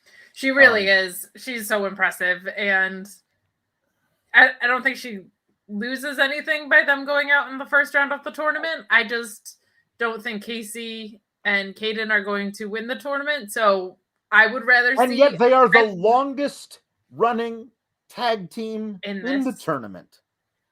They've been a tag team together for years at this point. and they, I feel like, could be called up to the main roster tomorrow to lose a bunch of matches in a tag division they don't actually currently have. But like, that, like, I mean, you know what I mean? Like, there's like, if Sasha and Bayley show up and decided to make a tag team division with them and a few other people, then I think they're viewed as like female Street Profits almost. Like you have the one that does a bunch of flashy stuff, and then the one that's like a little bit more grounded. But like, fire extinguisher air guns, like. They came out and they fired fire extinguishers into the air, and I'm like, are the lighting rigs on fire? I don't know what's happening. I've never been to a rave, so I don't. Are fire extinguishers a thing at a rave? Like there's a foam party, but fire extinguishers don't shoot out foam; they shoot out very concentrated dust. Like that's to put out a fire. They have a very specific purpose. Yes. I just don't know, much like I don't know anything about Sailor Moon with Saray. I also don't know anything about rave culture. Right. So, because I left my rave nights back at my teen nights at the Toxic Lounge. So at Tingles. At Tingles. So creepy. Tingles, the club for underage girls. But also, like, they can't bring that gimmick up to the main roster. That's like way too close to Naomi's thing, right? So what is the meaning of this? I don't know anything. I don't know what's going on.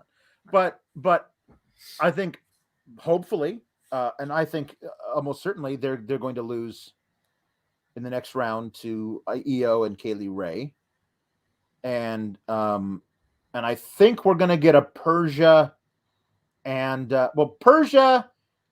Here's the deal: Persia and Indy are facing Wendy Chu and Dakota Kai in the first round.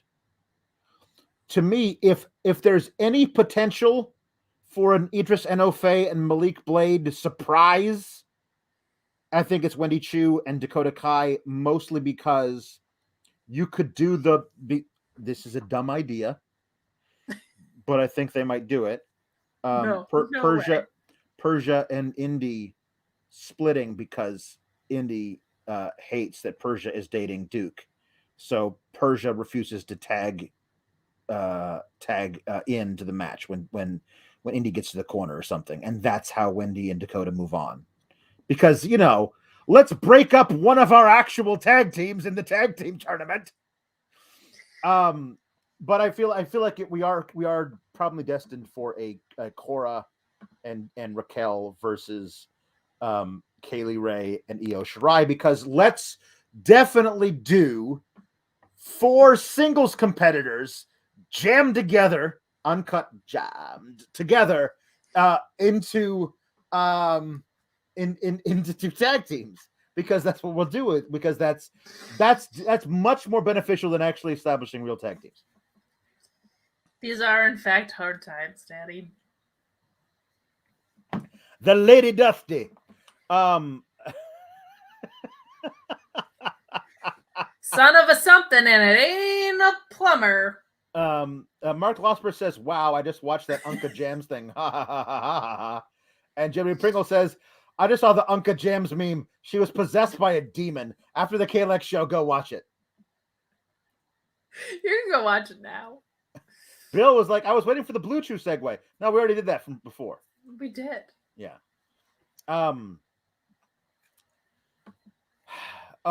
Yeah.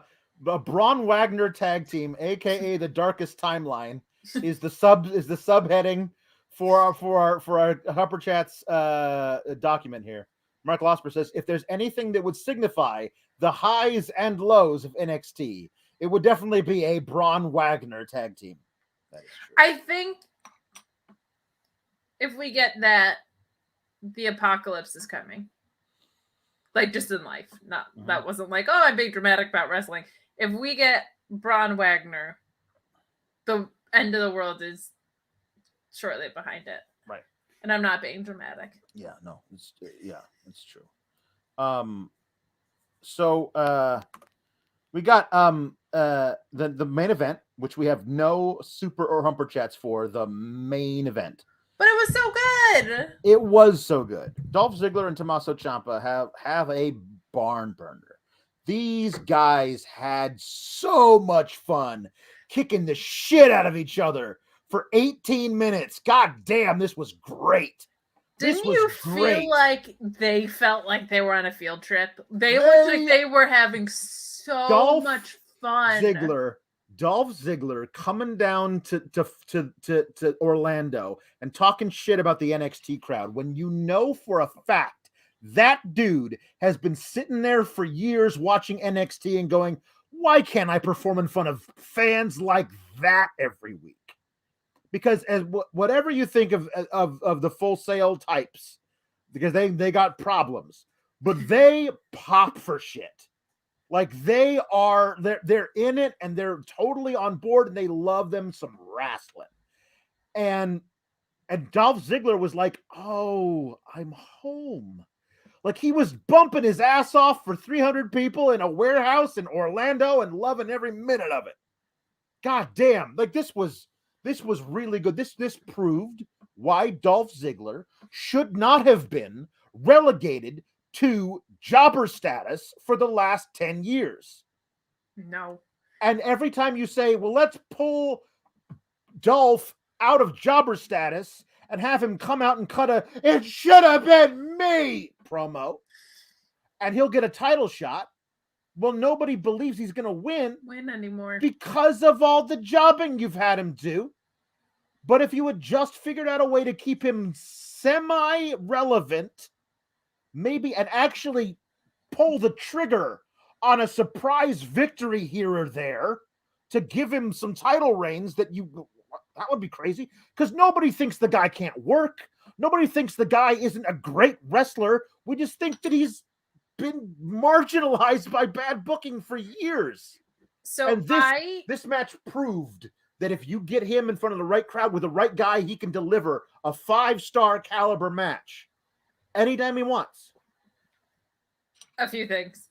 I was at the Raw after Mania where he cashed in Money in the Bank. Oh, wow. That, you have like the CM Punk pop from this year, right? You have the Edge pop from, that is probably one of the most glossed over, loudest things I have ever heard in my life. It was deafening in there. Now, that was also a ridiculous crowd. We were also the ones that got a Slammy Award for just, at one point, they had given us like Sheamus and Orton for the 800th time, and we were like chanting the for the cotton candy guy. Like it got ridiculous, but it wasn't like that guy was so over, and then he got concussed immediately, and they just never revived him. And I'm such a fan of his. I love so much about the way he works. This felt like the happiest I feel like I've seen him in months, because like considering they probably haven't really crossed paths based on their careers, it looked like they were familiar with each other and just having so much fun. And I think it's just because they're like two pro wrestlers. They work very different styles, but they knew how to meet each other. Complimentary. So complimentary. Like Ciampa's all high impact and high velocity. And Dolph Ziggler will sell you a used car with the way he rolls out of the ring. Are you kidding me?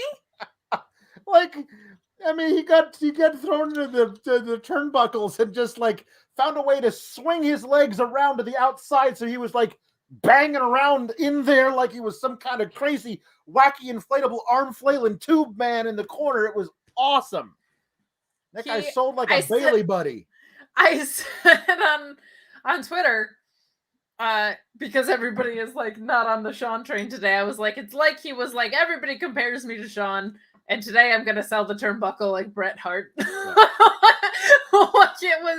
it was just, it had nothing to do with developing future talent, and I didn't really give a shit. Like, it was such a great match, and it was like it woke up something inside both of them today, like watching them perform. Like, they seemed so excited to be wrestling each other. And I don't know. It almost felt like you were watching an exhibition match, not like in a way where people didn't care, but just like the freedom that they had around it or something. It was like they were just there to have fun, because why not? But man, this was outstanding. Like, this was a really fun way to close the night. I don't it's not going to be like a feud. It's not going to go anywhere, but I don't really care. Like, it was so good. It is continuing, because ish for a while at least. The last night on Raw, Tommaso Ciampa went to Raw and he teamed with Finn Balor and he got the pin on Robert Roode.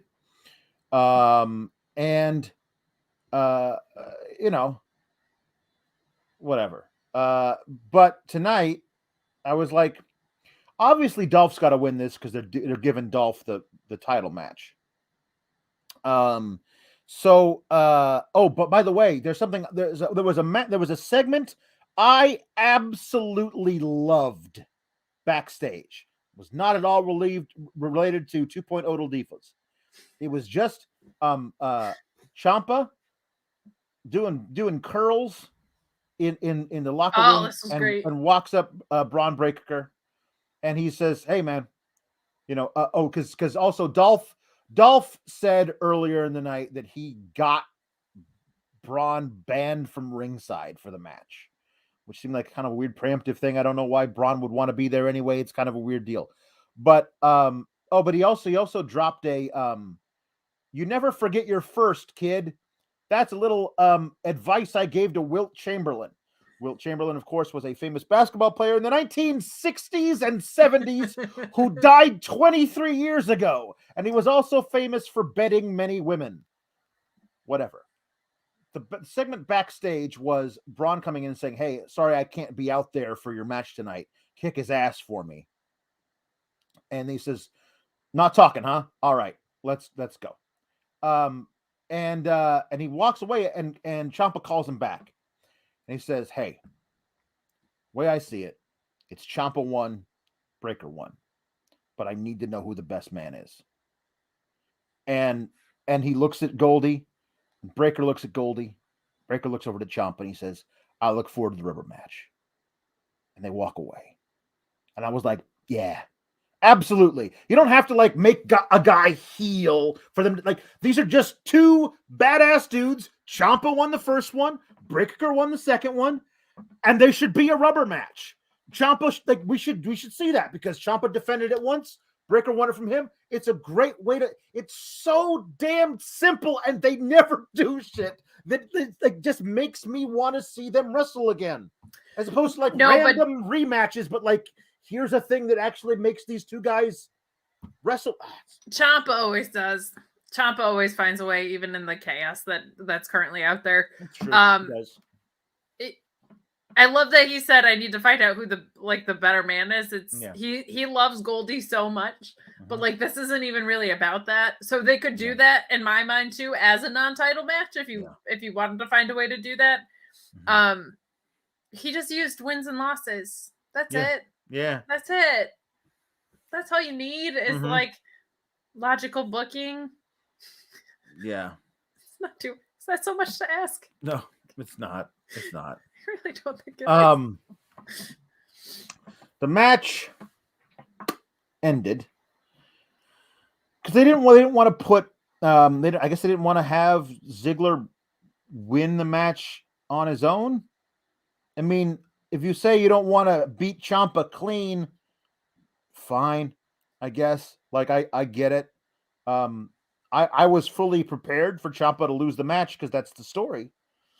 But you could have had Ziggler get a low blow while the ref wasn't looking if you wanted to cheat or whatever. I just don't like outside interference. I feel like that cheapens everything. It's a really lazy way of getting where you need to go. It's a get out of jail free card.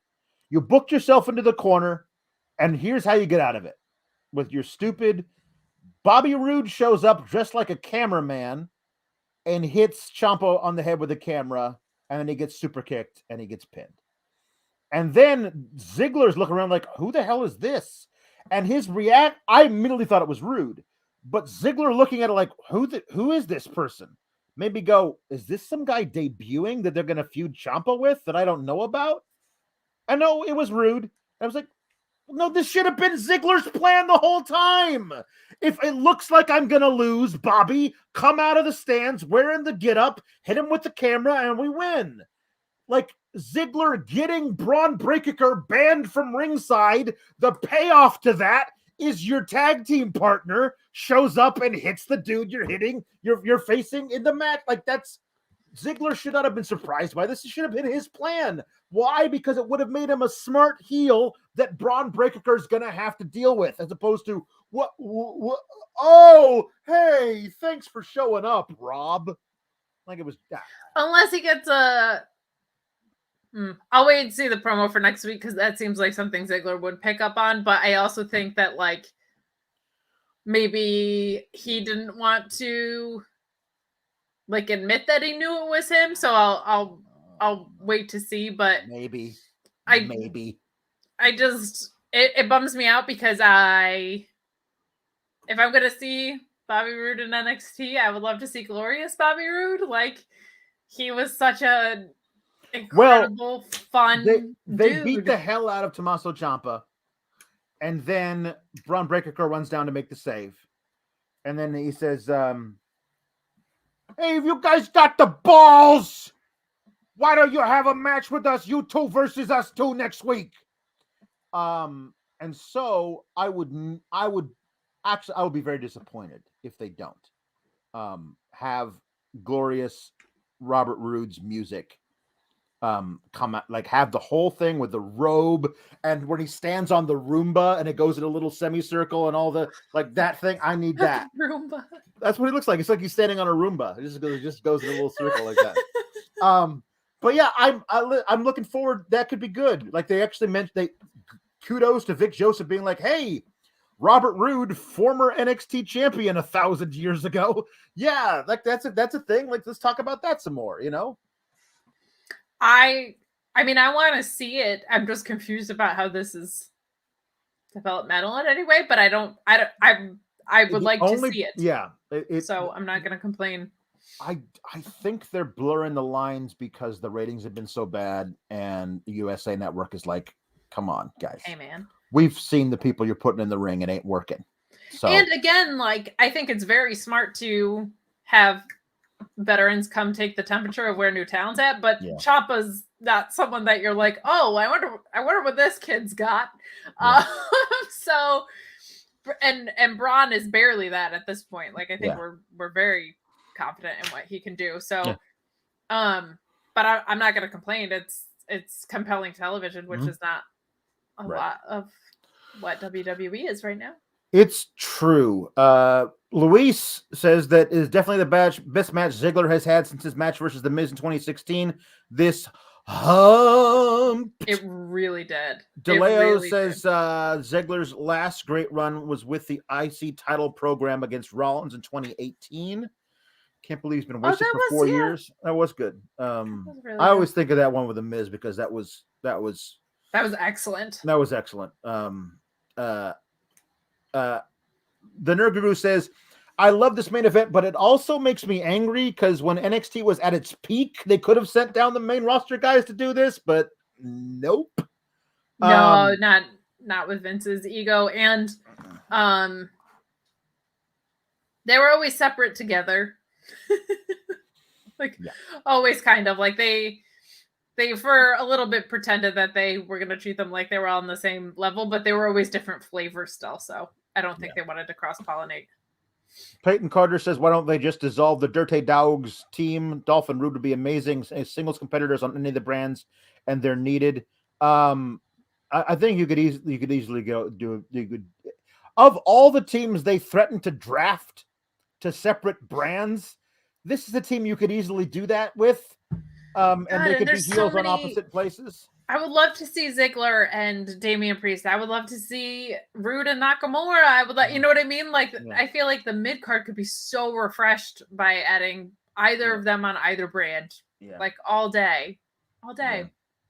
Mark Losper says Dolph Ziggler seems like the best dude with the worst politics ever. He's like Jericho, except not completely washed up and dragging down an entire company. Sorry, it's been a terrible day at work. I have to apologize to that guy for sure. Yeah. And I don't really care. Yeah. Mark Losper also says 2.0 Divas needs to stick. Oh, don't worry, it is. That's as long as they do dumb backstage segments. Do dumb backstage segments and also field trips to weird treetop parks. We'll be doing that. The Braun Wagner tag team. Maybe it's not Braun Wagner. Maybe say we call it Von Breaker. Who needs adrenaline in your soul when you got Von Breaker? Yeah. So, here's some other 2.0 but teen movies type stuff. National Lampoon's Von Wagner instead of Van Wilder. Not Van Wilder, Von Wagner. I'll take it. The Nerd Guru Vince McMahon's Fantasy Factory. Malcolm Bivens in the middle. I like good. that one. Yeah. And I called Jade Bringle when I called Dominic Doug from Up. And he was saying Lenny from Of Mice and Men. That's not a dog. That's a different kind of. That's not a dog. He's got to be a dog, like a golden retriever. Mark Quill. This is really good too. Says, to be serious for a sec, being around here is good for self-care, as is finding time to get help. I love how wrestlers are normalizing mental health. Yeah, there's a pretty awesome interview, if you haven't heard it, from today with the former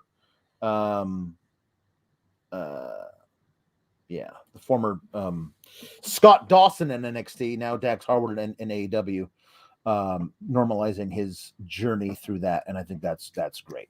And on top of that, last week Brock talked about here's the thing. When Eddie Kingston came out and talked about his mental health journey, I was like, there's no bigger badass than that guy. So you can't masculine your way through this. And then Brock Lesnar, who might be the only person that you would argue is more so, said that like part of the reason he was a part-timer, it sounded like, was because this gives him a great deal of anxiety. And I think that's why he had a mouthpiece for a lot of this, which makes sense. So yeah, I love seeing men, especially the most masculine seeming of men, talking about their mental health. Because I'll tell you what, a lot of people on Twitter need it. So and a lot of people in general need it. So it's just nice to see the public acceptance of that and acceptance in wrestling, because that was not the case for a real long time. Yeah.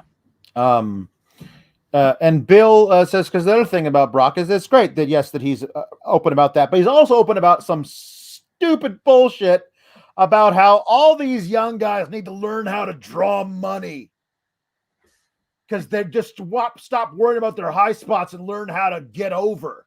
Oh yeah, like there's not a 76-year-old man standing in the way of their every turn. Like, I want to get over. Nope, you're not allowed to do that. You got to dress like a guy who wears suspenders with short shorts, Riddick Moss, and get thrown on your head. Well, that too. But Bill says Brock is correct. Kushida really needs to step up. Those young kids. Those young kids. Those babies. Those guys with no training whatsoever, who have no experience. And Daniel R sends in a Humper chat saying, "Hey guys, do you have any weird AEW ideas or anything you're looking forward to tomorrow? Mine is Orange Cassidy joins Malachi Black. Now that is a weird idea. I would not see that coming. I think Bud Matthews might. Yes. That's what it sounds like. And that might happen as soon as tomorrow because in the last vignette, Brody King was kind of like, hey, who else is joining? And Malachi Black said something and just goes, I forget what the setup was, but he just goes, history. Yeah. And they got a history. And then you see a shadowy figure just do this. And I was like, that must be Buddy Matthews. It's him. Must be him. It's gotta be him. Must. Pentagon Dark returns tomorrow. Pentagon Oscura. Yeah, I'm excited for that too. That's gonna be great.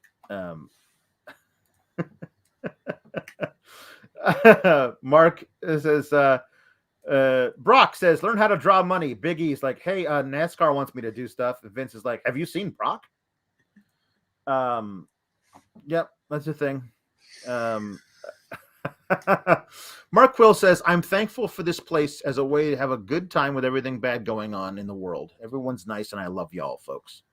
Thanks, Mark. It's really I do enjoy our time here. Yeah, our group that we've created, the 500 odd of you who watch this thing live every week. I think we've cultivated a group of people who like to have fun talking about this ridiculous thing, good or bad, mostly bad, but people seem to really enjoy it, and everyone, for the most part, seems to be pretty cool. Except for that guy. Let's make everyone wonder. Yeah, except for that one that guy is. And Bill also says this is an advancement into Alex's new movie review aggregate site, Sugar Coated Tripe.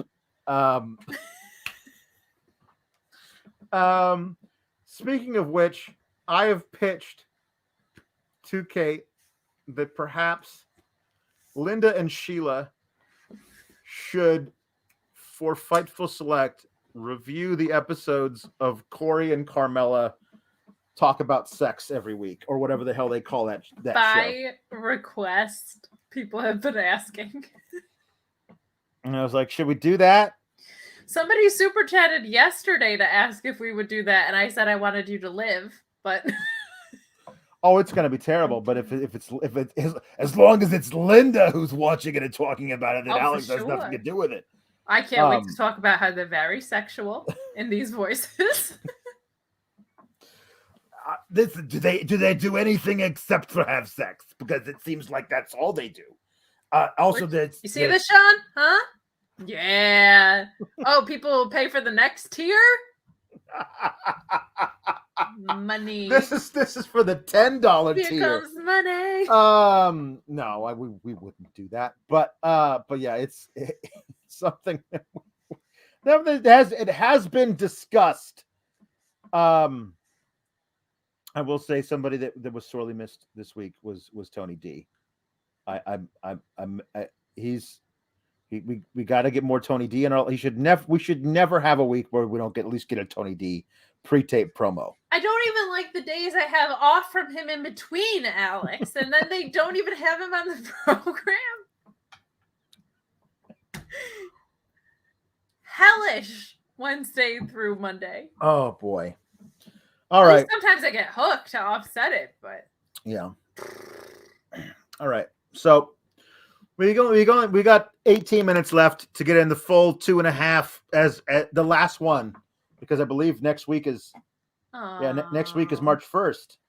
So this is the last 2.5. I will remember you. Thank you, Mark Glassford. It's so hard to say goodbye to 2.5 hour show. About a 2-hour show. Oh boy. I feel like I love that there were people who thought it was unreasonable when Sean was like, hey guys, can you keep it to 2 hours about the 2-hour show that you reviewed? People were like, that is ridiculous. Stop it. Stop making me do that. How dare you? But we at least on the show tonight, we are getting some Tony D, because W. Pringle has a full on the Country Corner, Tony D's Country Corner, reading the lyrics of Garth Brooks' Rodeo. Here we go. His eyes are cold and restless, and his wounds have almost healed. And she'd give half of Texas just to change the way he feels.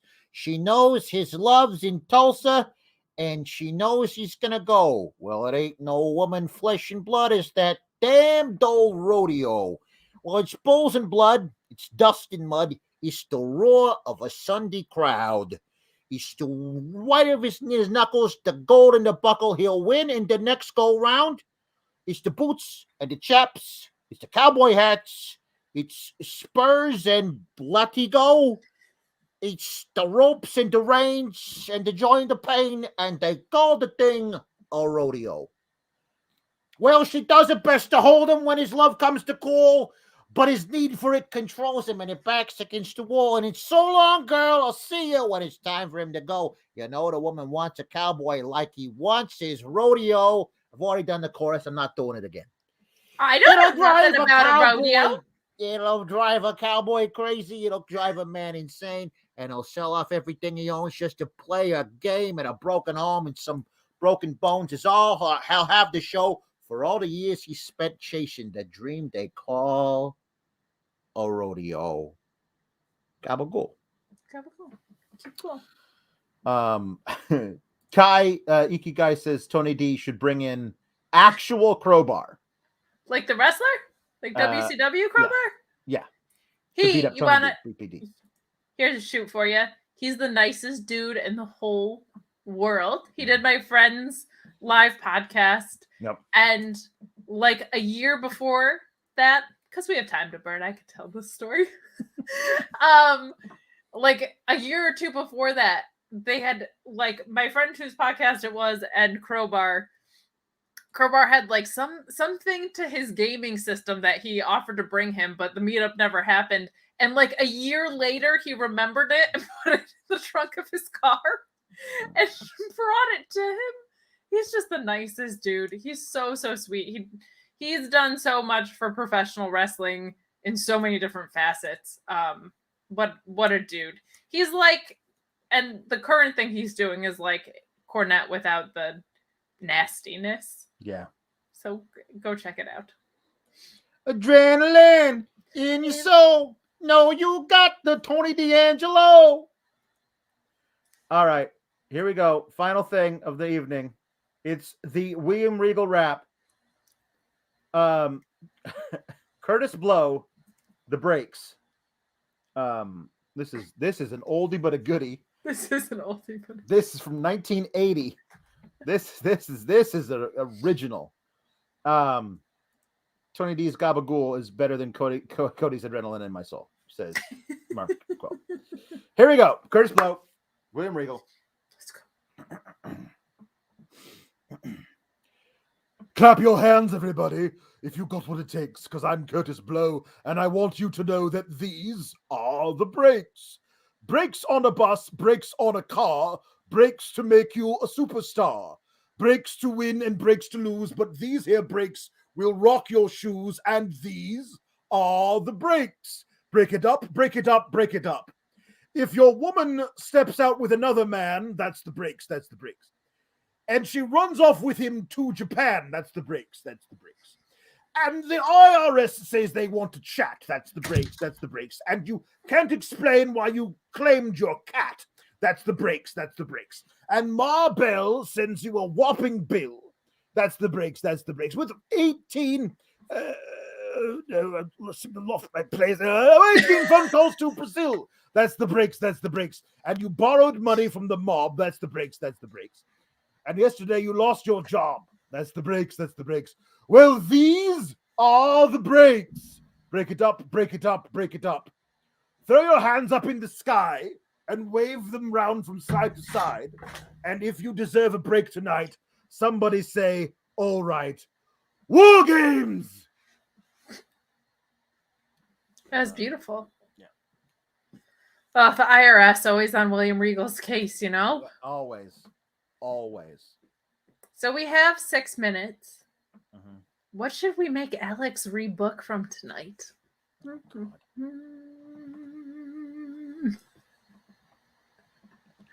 It's got to be one of the Lady Dusties. The Dusty Ladies. You kind of already did the Ivy Nile one. Yeah, no, I don't know. I don't know. People in the chat, what do you want to see rebooked? No, I don't want. It's your fault for being good at it. Oh. Everyone's leaving. Everyone doesn't want to talk to us anymore. I can't rebook all of NXT in 5.5 minutes, Ricardo. All right, well, I guess we could just sign off 5 minutes early. Kate, you're everywhere and doing everything. Where can they find you? This might take 5 more minutes, to be honest. That's fun. You can find me at Miss Kate Fabe on Twitter. You can also find me on Wednesday nights at Mark Order Pod, where we talk all things All Elite. You can find me on Fridays with Sean Ross Sapp on the old Fightful YouTube, doing our post show over there, and of course Tuesdays back here. And who knows? Anytime there's a pay-per-view, we're doing pay-per-view, paywall post shows. It's a blast. Sometimes I pop up on Sour Graps on Fridays if an hour isn't enough therapy with Sean. We have fun. Yeah. Mark Losper says there's money in this rebook this angle show. Yeah, we pitched it. It's called Fixed It For You. Yeah, we might be doing that at some point too. And Mark Losper says when Tony D isn't on screen, everyone should be asking, "Where's Tony D?" Just like Poochie. You can find me normally on Friday nights talking about SmackDown, but this week it'll be on Saturday night. Also tomorrow, right back here, talking AEW with Sean and Bobo DeFelice. It's good. Should be a really great show, and I look forward to it immensely. And then no, can't. Can't do that. I can't do that. Also, then Raw on last night on the Sour Graps, the Raw review, I talked about at length about how the forsaking of everything else, including a whole title for this whole Brock and Roman thing, is just it's the beginning of the end. If Brock needs the rub the least of being the guy who beats Roman Reigns, he's not gonna lose, buddy. And the thing of it is, it would be a terrible thing for Brock to be the one to beat Roman Reigns at WrestleMania. It would be so much worse if Roman won, because then he's going to keep the belts for another year until he faces The Rock next Mania, and he's not losing the belts to The Rock. So then he's going to keep him for another year, and it's just going to be Roman holding 2 belts. No, he'll drop. He will drop one to Braun Breaker. He will drop the WWE title in the trash and say that's a Raw belt. I don't want it. They already treat it like trash, so that's what they're going to do from now on. Brand supremacy. He's going to be Roman Sammartino. That's what he's going to be. Oh boy, guys, come back and hang out with us next team. It's long-term booking, WWE style. That's what it is. Roman, that is. That's what it is. Can't wait for that. It's going to be great. So on this road to WrestleMania, and on this road to Stand and Deliver morning edition, Sitting underwhelmed. Yep, that'll be it. That'll be it. It's more like wake and try and wrestle at 10 in the morning or whatever. Like, that seems egregious. Oh boy. Well, we'll see you here next week, guys. Stay cool, Gabagool.